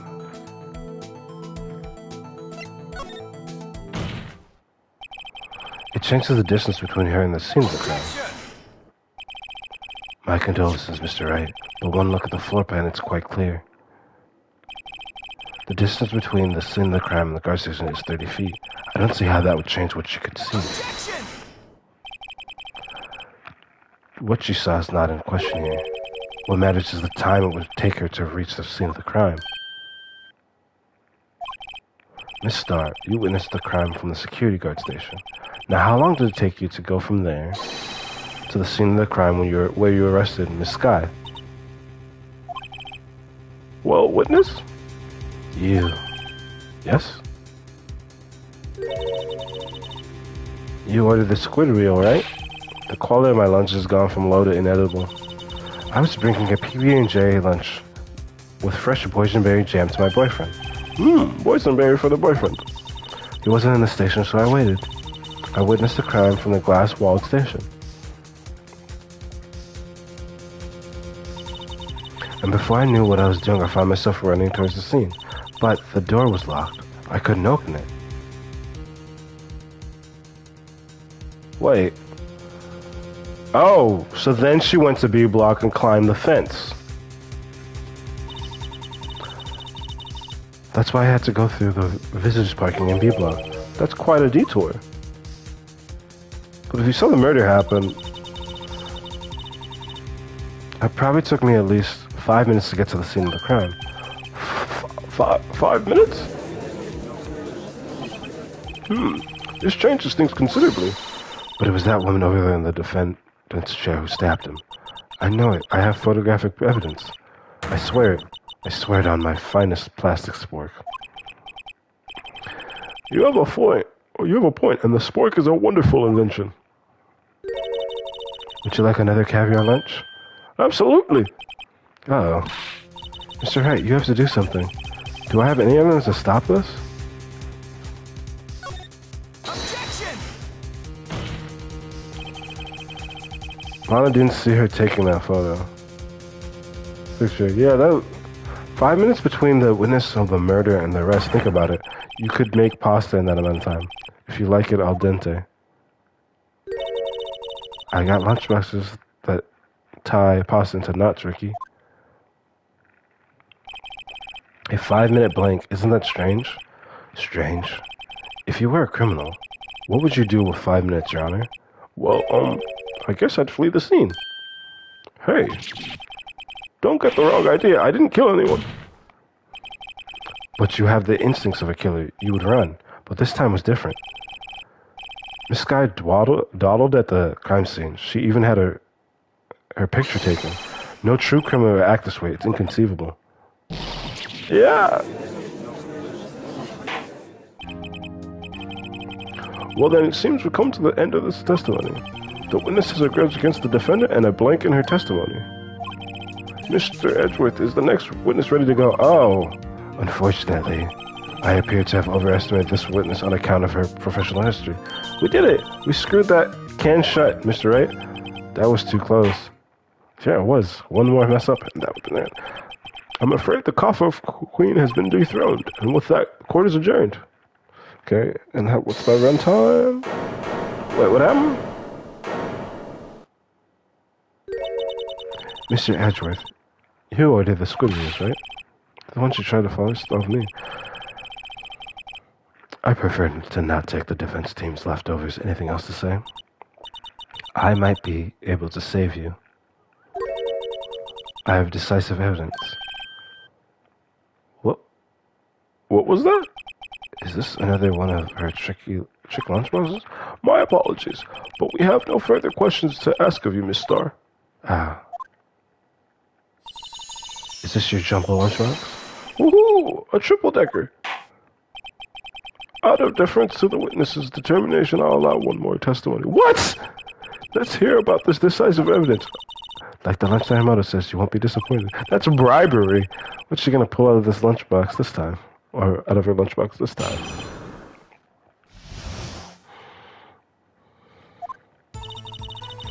I should have mentioned those 5 minutes when... Yeah, that is bribery. That's so crazy.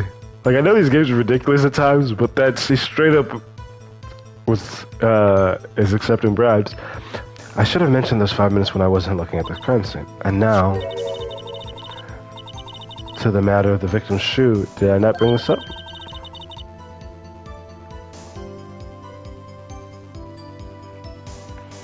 Fun fact. For Rats from the Ashes, game mechanics were made first and the story mystery after. Oh, didn't know that. 2 types of blood were found on this shoe. One was, of course, the victim's, and the other blood type matched that of the defendant, Miss Lana Skye. This shoe proves its flawless, decisive evidence.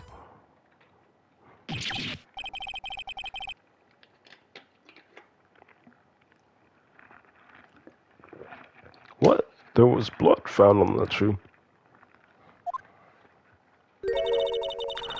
Try lunchtime for all your lunch and decisive evidence needs. Objection! Witness, what's the meaning of this? Why is this the first time I've heard of this evidence? Simple, as I've already said. I don't trust you with evidence, Mr. Edgeworth. That's why I took the liberty of investigating this myself. And you had blood tests performed? Didn't I mention? I have 3 boyfriends in forensics. In any case, Your Honor, I can't accept this as evidence. What? You must know the 2 rules. You must know the 2 rules of evidence law. Rule 1: no evidence shall be shown without the approval of the police department. In other words, this shoe is illegal evidence, at least for the time being. Is that right, Mr. Wright? It seems so. Edgeworth sure is celebrating. Not so fast, Mr. Edgeworth. Don't forget, I used to be a detective. As I mentioned previously, this shoe has already been tested by a member of the forensics department. As you can see, it was approved by the police department as of today. Even the general public can produce official evidence, Mr. Edgeworth. Is that right, Mr. Wright? It seems so. Edgeworth is looking pretty sullen. You can at least study some evidence law, really. The prosecution's complaints notwithstanding, it appears that this evidence satisfies the first rule of evidence law. However, it seems you have yet another count against you, witness. Anything to ensure that the guilty are properly judged. Very well, Mr. Wright, you may cross-examine the witness. Boy. Should have mentioned this. Wasn't the crime scene. And now to the matter of the victim's shoe. Did I bring this up? 2 types of blood were found in the shoe. One, of course, the victim. Other type matched of the defendant. Oh, that's not what I was trying to go back.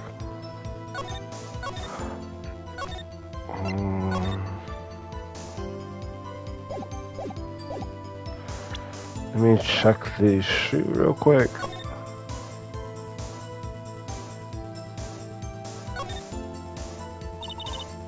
This blood is my sister's, right? It appears so. Lana's right hand was bandaged when I saw her in jail. She must have cut herself at the time of the crime. Poor sis.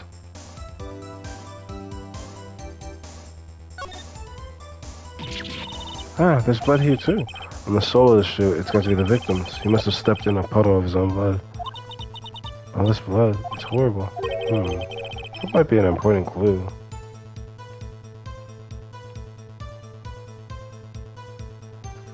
Okay.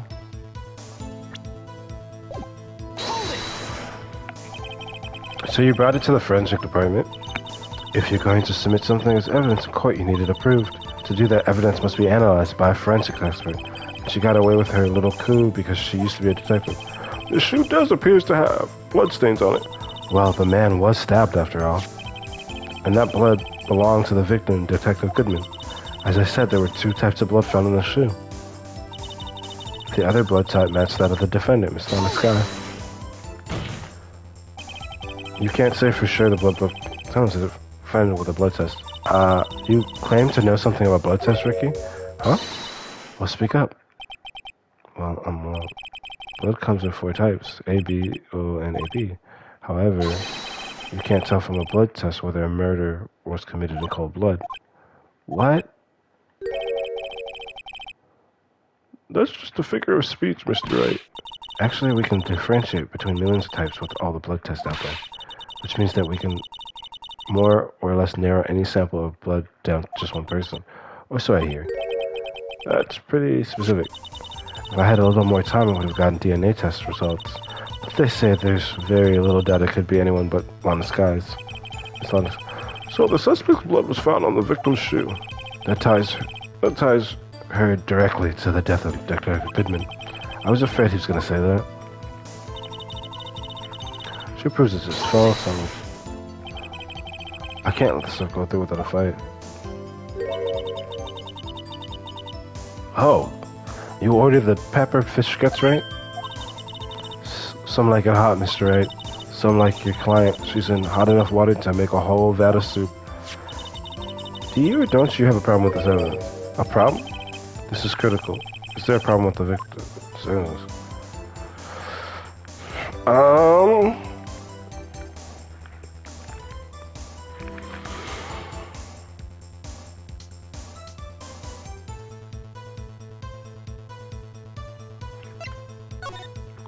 Okay. Manage things. I'd say there's one critical problem with the evidence. A clear contradiction. That gleaming... Yeah, you're still young, Ricky. I'd give you a peppered fish gut now. I'll give you... But you couldn't take the heat, could you? Let's hear what Mr. Wright has to say. What is contradictory about the victim's shoe? Show us the problem with this evidence. Why? Isn't it this? Yeah, because why is there blood on the bottom? That would mean she stepped in it. But it should be on the top. I wonder if you noticed there's blood on the bottom of the shoe. Don't mess with me, Ricky. Or it'll be your blood on the bottom of my shoe.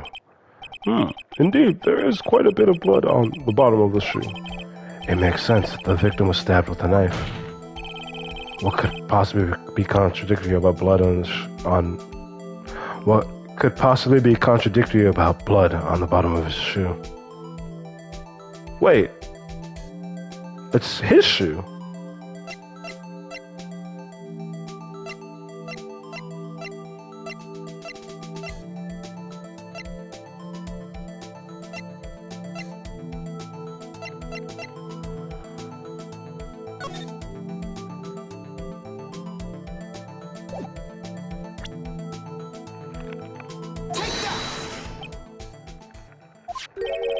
I'm guessing your shoe has blood on it too. You just shot yourself in the foot.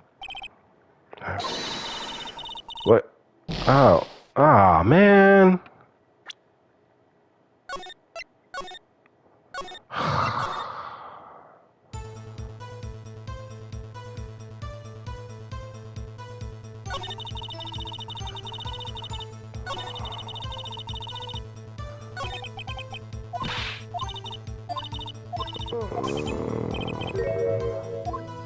Wait, then what was the...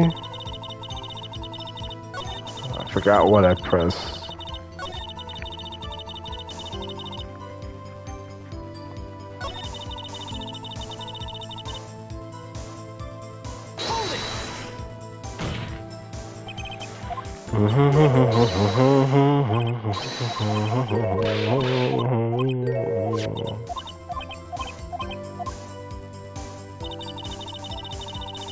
Oh, was it here?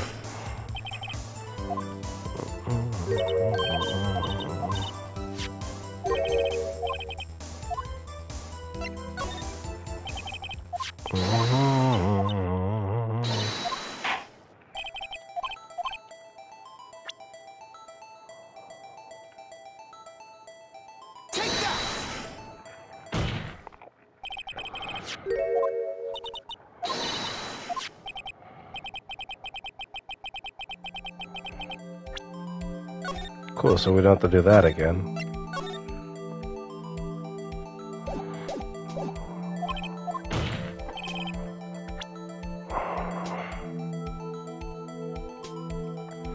Why would blood on his shoe be contradictory?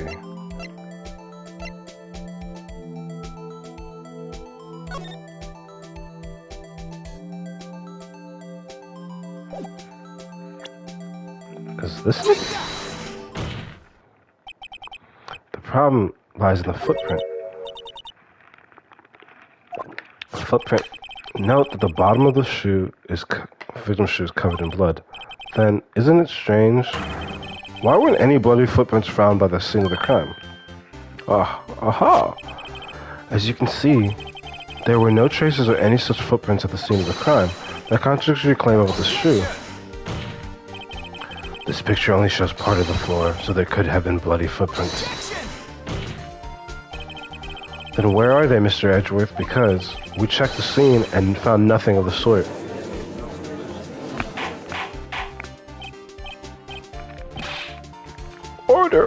Order.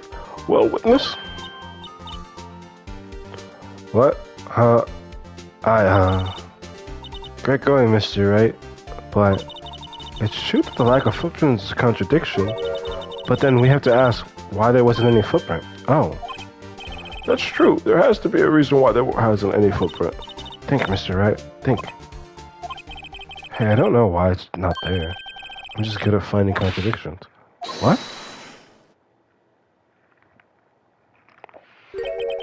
I see. Now I get it. Get what? Our witness is more devious than I gave her credit for. We were hoodwinked to the very end. But she slipped there's one vital hint to the truth in her testimony. What are you talking about? Think back to when she told us about apprehending the suspect. The chief prosecutor tried to resist, but her effort were in vain.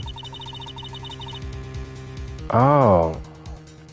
She knocked my hand aside and kicked over an oil drum. But she's beautiful, but deadly. A predator. This one's a leopard woman. This one's a leopard. I thought that was a strange thing for the normal, cool-headed chief to do. No kidding. Now, witness, allow me to ask a very simple question. This oil drum, was it empty? Oh, I'm not sure I like your attitude, Mr. Edgeworth, though apparently you're not the slowest conveyor belt in the lunchbox factory. Witness, well, was the oil drum empty? The oil drum kicked over by the chief prosecutor was brimming with water. Water? What does that mean? Still don't get it, Mr. Wright? Do you want to know the reason she knocked it over? The real reason? Aha! You don't mean... Yes, the suspect knocked over that oil drum for one reason alone. To erase the blood stain that would become evidence against her.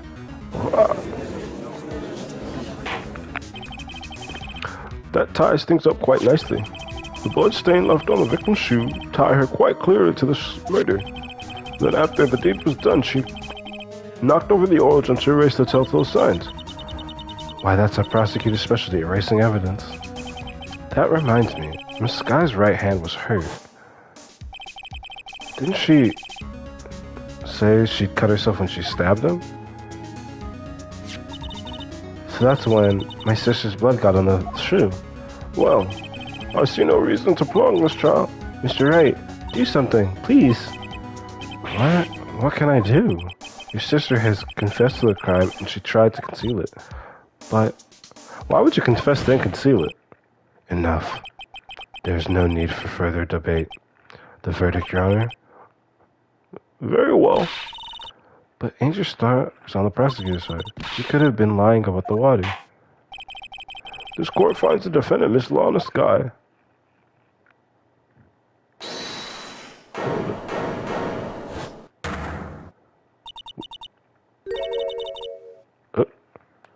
Little girl, what did you just say? Me? Did you just say that I, Angel Star, was on the prosecutor's side? Well, yeah, you are. You're saying my sister hid evidence by erasing the bloody footprints. Well, I thought you had your fill, but here you are demanding a second helping. Another lunchbox called evidence. Wait, witness, don't tell me you have something else. The time for deliberation is past. Any further comments and you'll be held in contempt of court. Your threats don't scare the cough up, Queen. Look at this. Wait, why didn't she show this evidence? She just was withholding shit? A photograph? I had it just in case anyone had the gall to suggest that the white shoes didn't belong to the victim. I see no room for error in this evidence. Mr. Wright, wait. Look at the asphalt in this photo. Hey, it's clearly wet. Okay. Erasing the last trace of doubt from the court's mind. Immediately after the murder, the crime scene was washed with water. I'm sorry, Mr. Wright. I guess I couldn't help after all. It's not your fault. I knew I couldn't win this case from the beginning. And it seems like this is what your sister wanted anyways.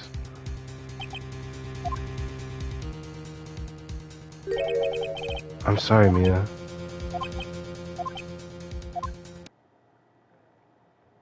Right, wet or not. Don't be so quick to throw in the towel. Get yourself up on the asphalt. Off the asphalt, take another good look. Don't give up, not until the bitter end.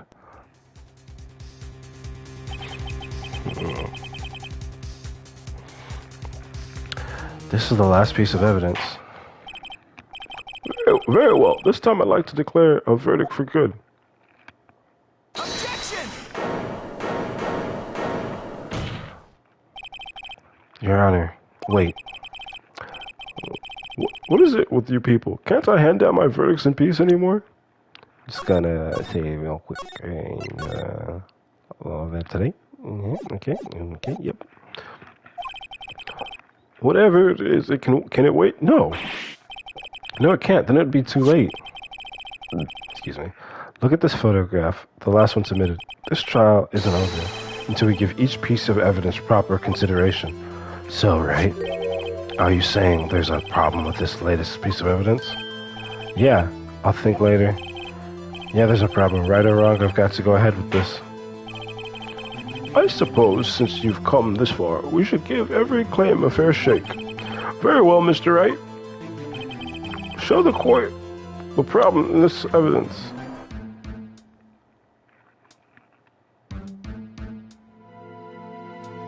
Wait. There's water in his shoes on its side, so that would erase the footprints. His foot is not...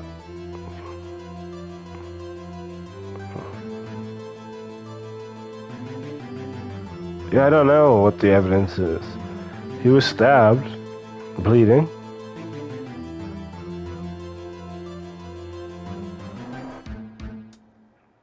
I'm just gonna push up the shoe.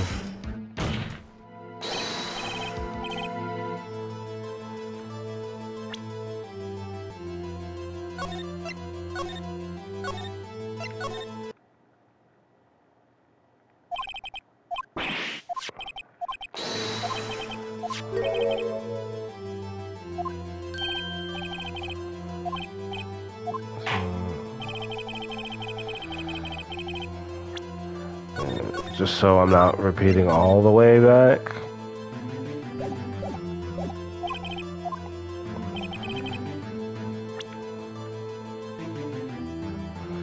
I think problem is this photograph is here. What's this? There's something poking out of the car's muffler. Wait just a moment, Mr. Edward. Your Honor? You just said muffler. However, I see no trace of a muffler or a scarf of any kind in this photograph. A muffler is also a part of a car or motorcycle, Your Honor. Just think of it as part of the exhaust system, a pipe. I see, and I see. What's that suspicious-looking cloth sticking out of the car's muffler? So what if there's something sticking out of the muffler? What does that have to do with this case? Nothing, absolutely nothing. Sorry, Miss Starr, but it's not going to be that easy. In fact, you've already told us why this is important to the case. You said as much in your testimony. What? Let's hear what Mr. Wright has on his mind. Tell us why you think this piece of cloth in the muffler is related to the case. cell phone. Take that! Miss Starr, recall your testimony for the court. Ah, yes. When I arrested her, she mentioned the muffler. That's what had me confused in her earlier testimony. In my earlier testimony. Muffler. Here. Could it be the muffler you had heard mentioned was actually this exhaust pipe? If so, that means this piece of cloth is vital evidence. Oh.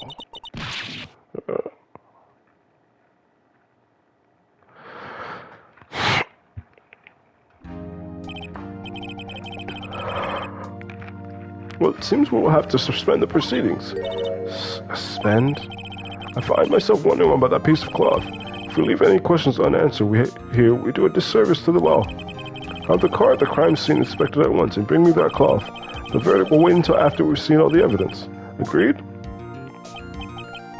I suppose so. Phew. That was close. But we made it at least for now. This court will adjourn for a 30-minute recess. It's lunchtime after all. He's still hungry? Maybe he has a tapeworm, because what the fuck? Because he been eating. Okay. Did I turn off system? Would you like your save your progress? Yes. Oh, there's two. That's why I said former. There's two trial portions. Okay. So if that's the case, I might just finish the second trial portion, because there's one investigation, because I know there's like, what, 3 investigation days in this? But it said there's like multiple trial portions. So I might just do this, and maybe invest at the end of the investigation. I just want to do this for about 4 hours though. Huh? What? Are trials always like this with you? Like you're swimming up from the bottom of a lake about to reach the surface, but no matter how hard you paddle, you never seem to get there? Pretty much. Except today we're swimming in quicksand. So what happened to your sister anyway? Apparently she got called off to the judge's chamber.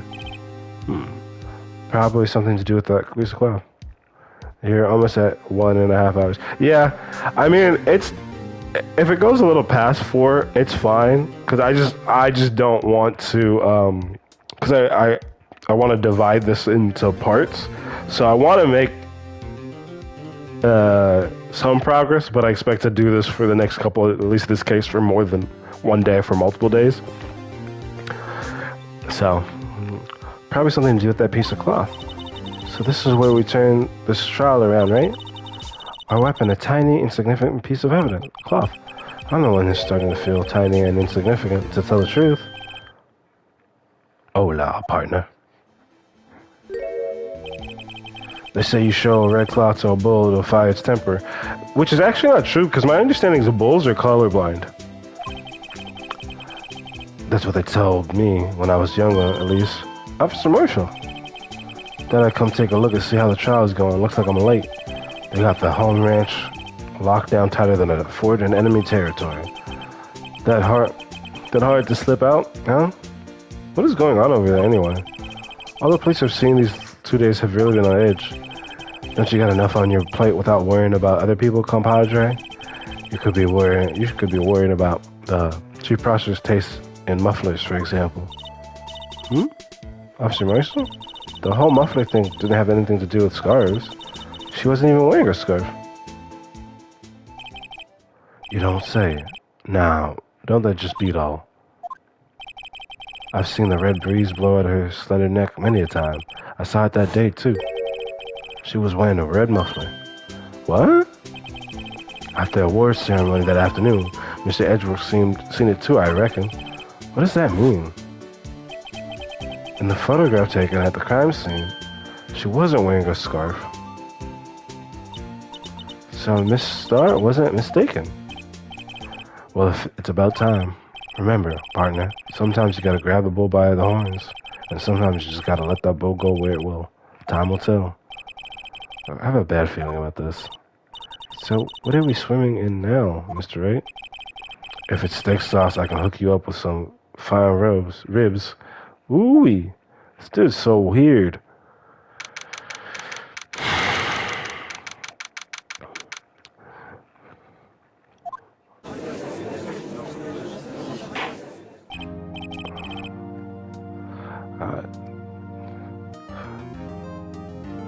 I'd like to resume. What's up? The judge keeps looking over at the prosecution. What? Is something wrong, Mr. Edgeworth? Your face is blue, your lips are purple, you're sweating bullets. That furrowed brow, those grinding teeth, those watery eyes. What's more, your eyes are unfocused. You're doubled over, your back is bent. It can't be. This can't happen. I wonder what happened to Mr. Edgeworth. Oh, are they? Well then, I believe it is time we continue on with this trial. During our recess, I had requested that the prosecution conduct an investigation. This is unacceptable. It seems our prosecution is quite beside himself. Excuse me, knock knock. Who's there? What the fuck? What's with this guy? A strange stuffy aura seems to be filling the courtroom. Wait. I feel like he'd be somebody in a fighting game. The temperature rose 5.7 degrees when that man came in.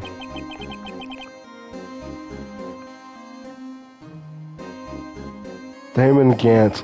I know that name. Is he only in this game? Because that name sounds way more familiar than Marshall or anyone. Well, not other than Meekin's name. Damon Gantz. Yes. Okay, that's why I was like, that name. Oh, it's you. Okay, because I was like, that name sounds so familiar.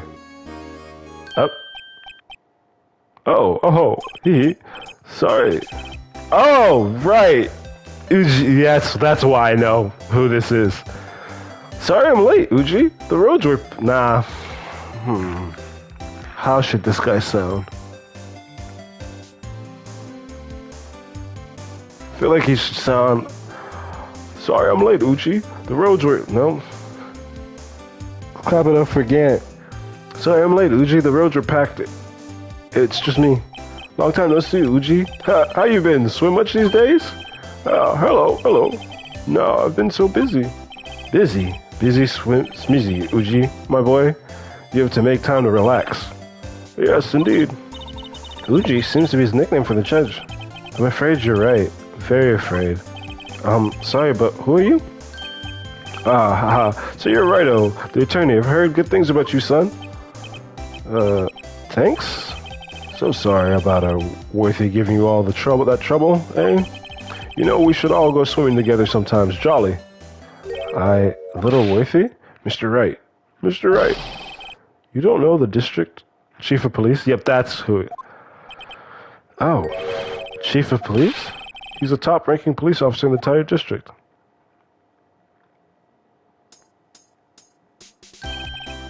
Name's Gant. Damon Gant. Pleased to meet you, everyone. So what do we owe this honor today? It's been over 2 years since you last came to this courtroom, hasn't it?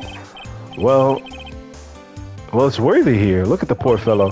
I just thought I'd help out by bringing this. Hey, that's my sister's muffler. So Miss Starr wasn't just saying things. When the crime occurred, Miss Skye really was wearing that muffler. But to think it was stuffed into that exhaust pipe. Oh, Little Worthy's car, no less. On Little Worthy's car, no less.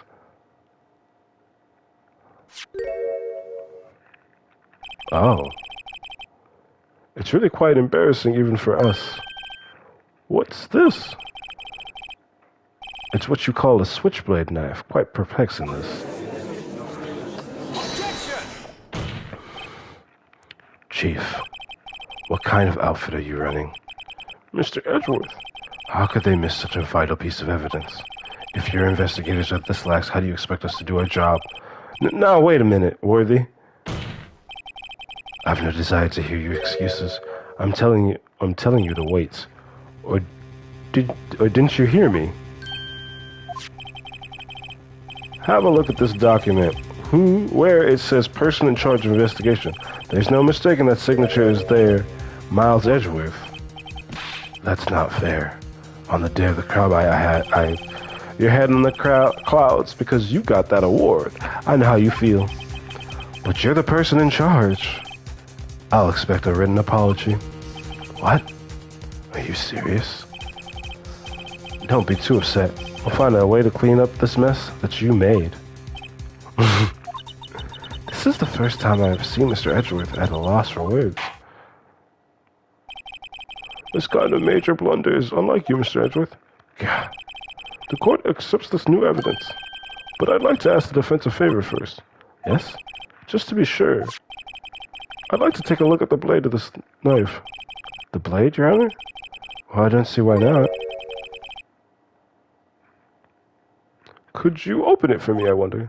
Yes, well, I think all you have to do is push... If I cut my finger, Mr. Wright, I wouldn't be able to pound my gavel anymore. Yeah, but if I cut my finger, I wouldn't be able to point it at people anymore. Come on, just hurry up and open it. It's moving on its own.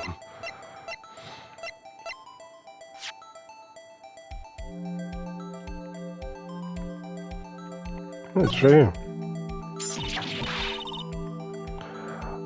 What? Don't scare me like that. I'm the one who's scared.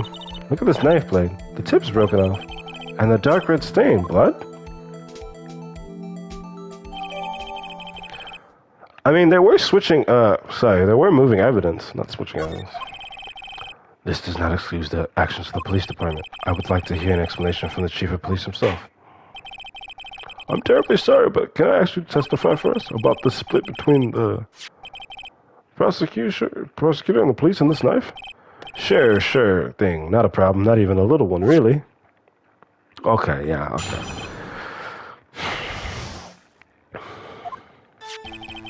This knife is special, but I can't say how here, unless there's evidence to provide a connection between this knife and Goodman.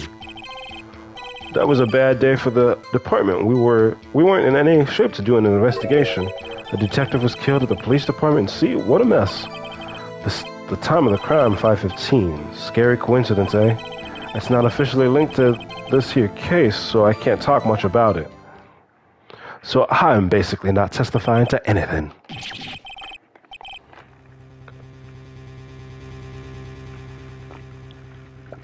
There was a murder at the police department? A detective? That's hush-hush information, Uji. We haven't exactly announced it yet. Wait a second. You said 5:15? That's the exact time Detective Goodman was killed at the prosecutor's office.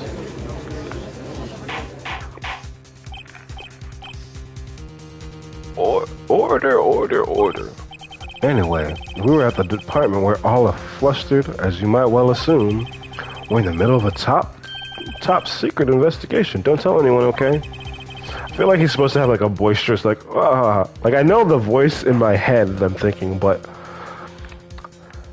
I think we understand the police department's situation. Well, Mr. Wright, two detectives killed at the same time in two different places.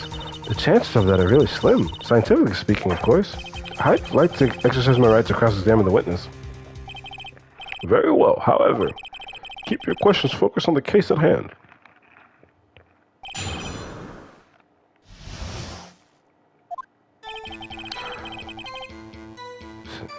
This knife is special, but I can't say how here.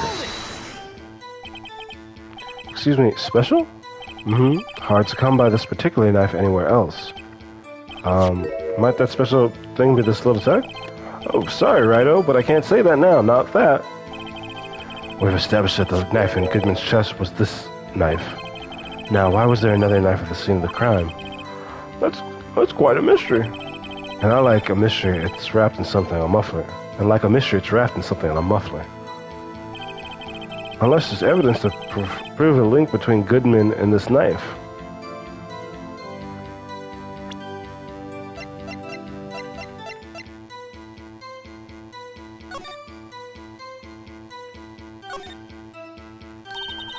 There's a small tag on the knife. It says SL92.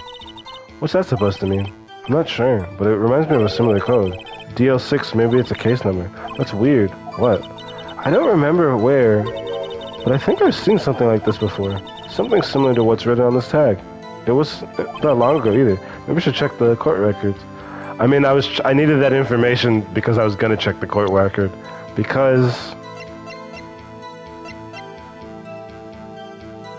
Is this evidence of this? Wait a second. Ah, at last, an honest-to-goodness objection.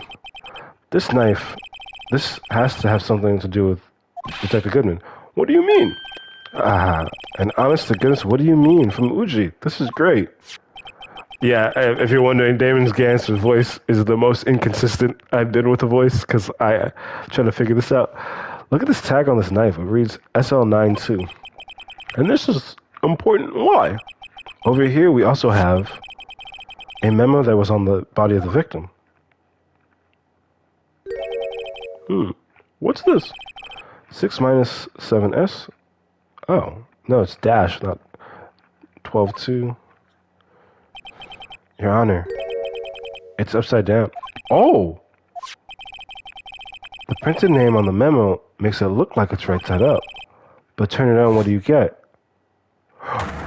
SL9, and it's 221. So that's the 21st. Whoever wrote this note was holding the paper upside down. SL9. SL9, that's the same thing that is written on the knife's tag. Order. Well, Chief? Well, I guess the cat's out of the bag. You win, righto? I win? What game is this guy playing?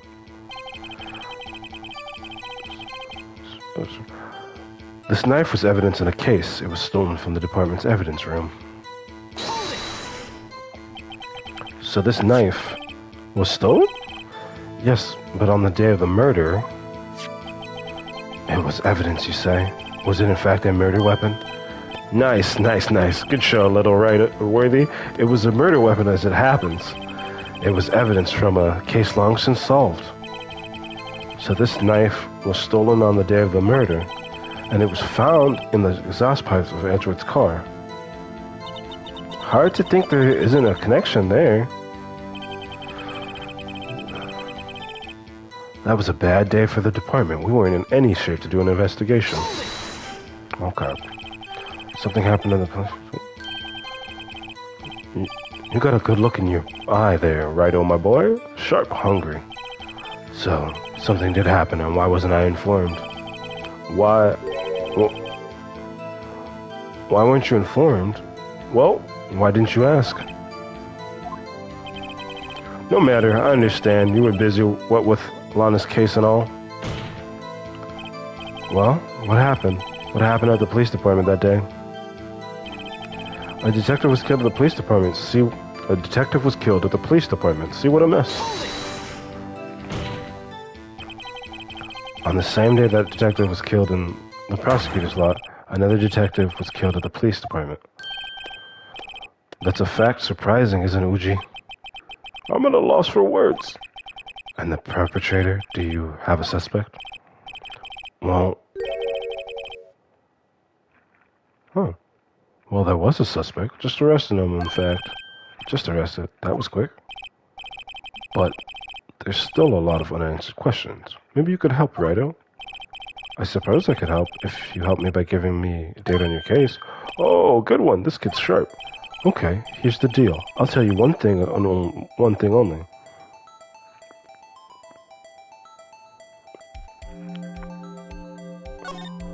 Where were they? So tell me, where was the victim found? Well, I can't speak on where the corpse was found, but I can say the crime took place in the evidence room of the police department. Wait a second. I've heard of that evidence room. Didn't he mention that just now in his testimony? The knife's evidence case was stolen from the department's evidence room. There's the connection between the two cases. You seem happy, right? Happy?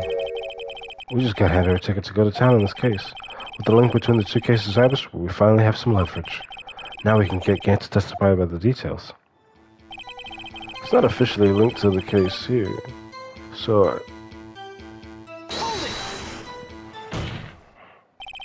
Chief, the defense's position is simple as the connection between these two cases has already been proven. Heh, you don't say. Well, out with it, Ryder. What's your connection? Yes, out with it, Mr. Wright. The connection is a place mentioned in the testimony we just heard. The knife found in the lot was stolen from the police department's evidence room. Not to mention the victim had on him the case number of the knife's evidence tag.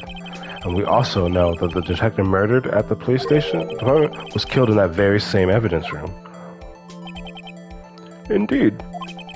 There do seem to be too many connections for it to be a coincidence.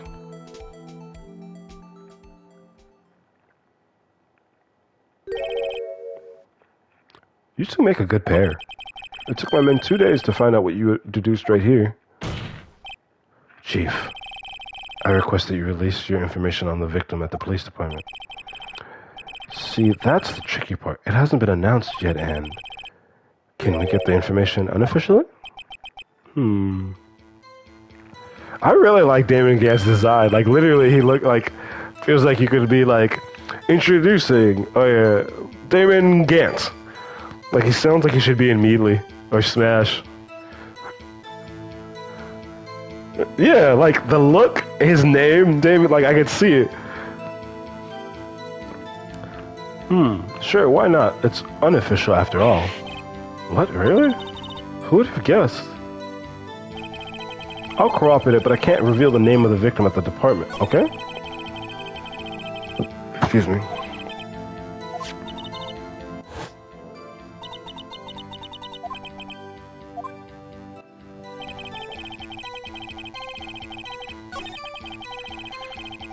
But he can't give him the back of it.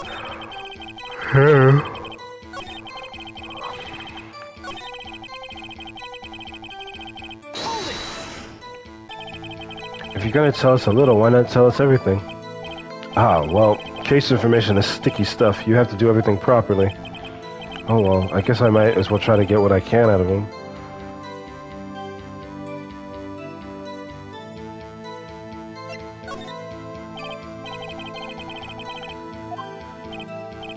Sure, why not? It's not like you'll be able to tell who it is from that. Of course not. You won't tell me their name after all. We'll keep a tight lid on ID numbers, so don't go getting your hopes up. The number is... Wait, what? That number... Am I wrong? That...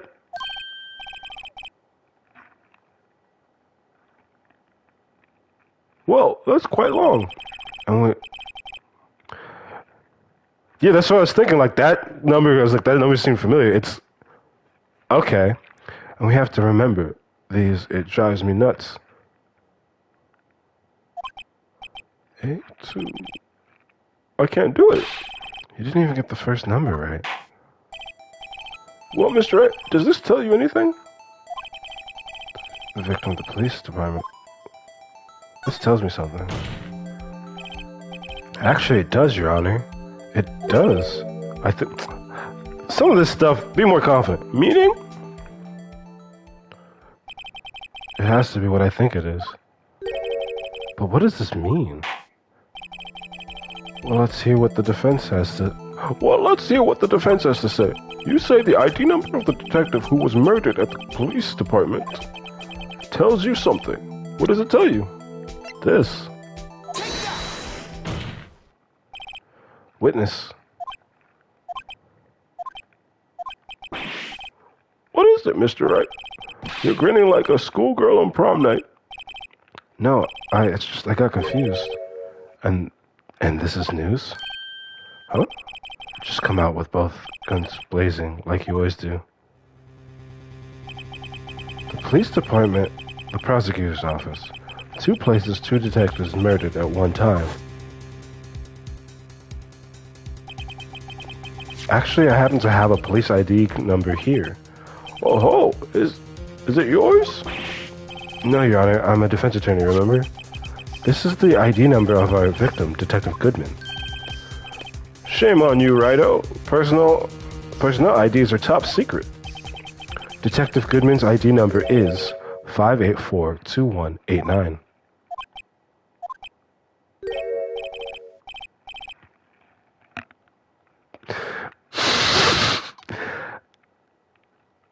And this means what exactly? Huh? Wait, that number we heard from the chief earlier, that started with 82. I've forgotten.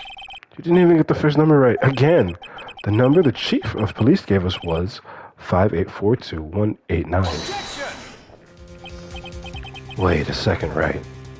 What does that mean? What does this mean? That's what I want to know. The two ID numbers are identical. In other words, the detective killed in the police department's evidence room was Bruce Goodman. What does our witness think about that? Oh, sharp as a tack, Rido, sharp as a tack. But wait, Detective Goodman's our victim. He was killed at 5:15 in the underground parking lot. Yet a Detective Bruce Goodman was also killed at the police department, in the evidence room at the exact same time. That's impossible. So what we're saying is, the same person was killed at the same time, and in a completely different location.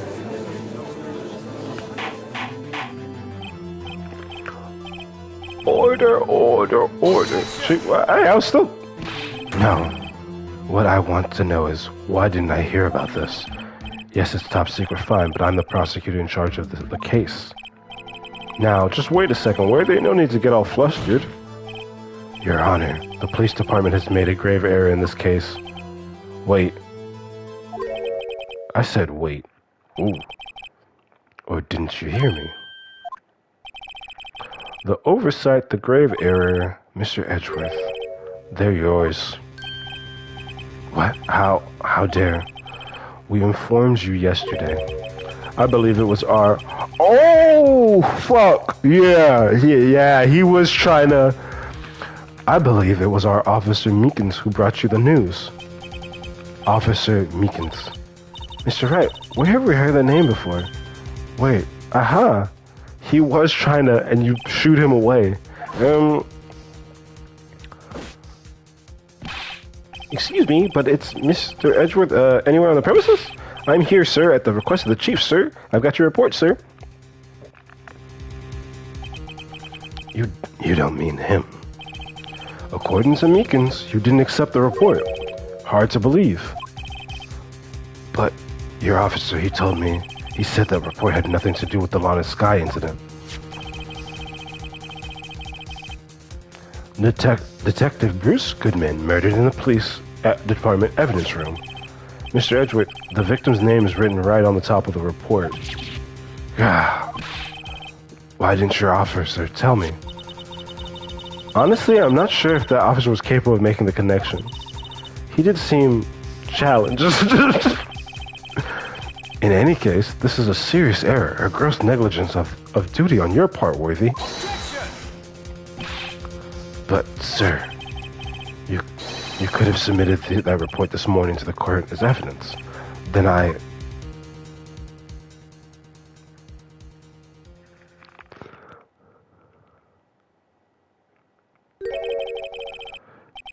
No such luck this time, Worthy, or should I say unworthy? What? Now, what was the second rule of evidence law, Mr. Wright? Huh? Oh, well, it's, Rule 2, unregistered evidence presented must be relevant to the case on trial. And how is this rule relevant? Normally, you submit a list of evidence to be used in court before the trial. This report wasn't on that list.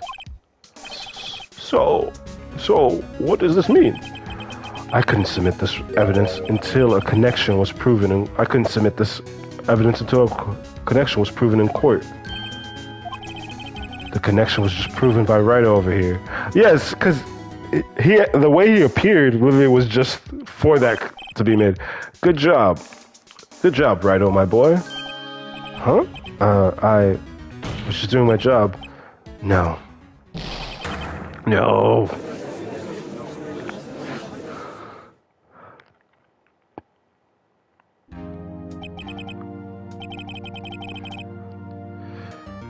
It seems we have come to the end of this trial. I know you're going through a tough time, Worthy, with all these rumors. You were even in the defendant's chair just this past December. I apologize for this terrible lack of due diligence on my part. Mr. Edgeworth, please, just give me one day. I'll get to the bottom of what happened. If it's the last thing I do. You'd better get results this time, really. You have my profound apologies, sir. Poor Mr. Edgeworth. Damn, I don't think there's ever been an error this serious in the history of this court. I will grant one day further as the prosecution has requested. Will that be sufficient, Mr. Edgeworth? Yes, Your Honor. Thank you. Whatever your punishment for this is, for your sake, I hope it's not decisive. Very well. Court is adjourned. Now it's adjourned. Oh, cool. And then I can save and I'll just do... Perfect. Okay, I think I think I'm going to stop. I was going to do a little bit of the investigation, but I think I'm going to... Hang on. Because it wasn't syncing up, so that threw me off. Yeah, I had some trouble. Literally, me in the corner screwed me over because I couldn't see that phone. That took so much of the time. Hopefully, that doesn't happen again tomorrow. Also, I'm impressed that the internet was. Hopefully, it doesn't mess up now that I'm mentioning it. It's like, don't talk about me. Yep. We'll see what Damon if he's in the rest of this. I assume he is. His voice will probably be different once again because super inconsistent. I'm actually happy to say that I've been fairly consistent with a lot of characters. I think. Yep. Yeah, you know what? I'll text King Yusuke and be like, thanks for the follow. Thank you guys for watching. We will be back tomorrow, same time. Oh, I guess if anyone stops by and doesn't know the time, that's usually just 2 p.m. What days? Haven't decided, so I've just been doing whatever. Oh, I'm so sorry. I didn't realize you were here the whole time. What a douche. That's my apologize. My apologize? My apologies. Sorry, presence of a king. But yeah, thank you guys for watching. I'm gonna be back tomorrow.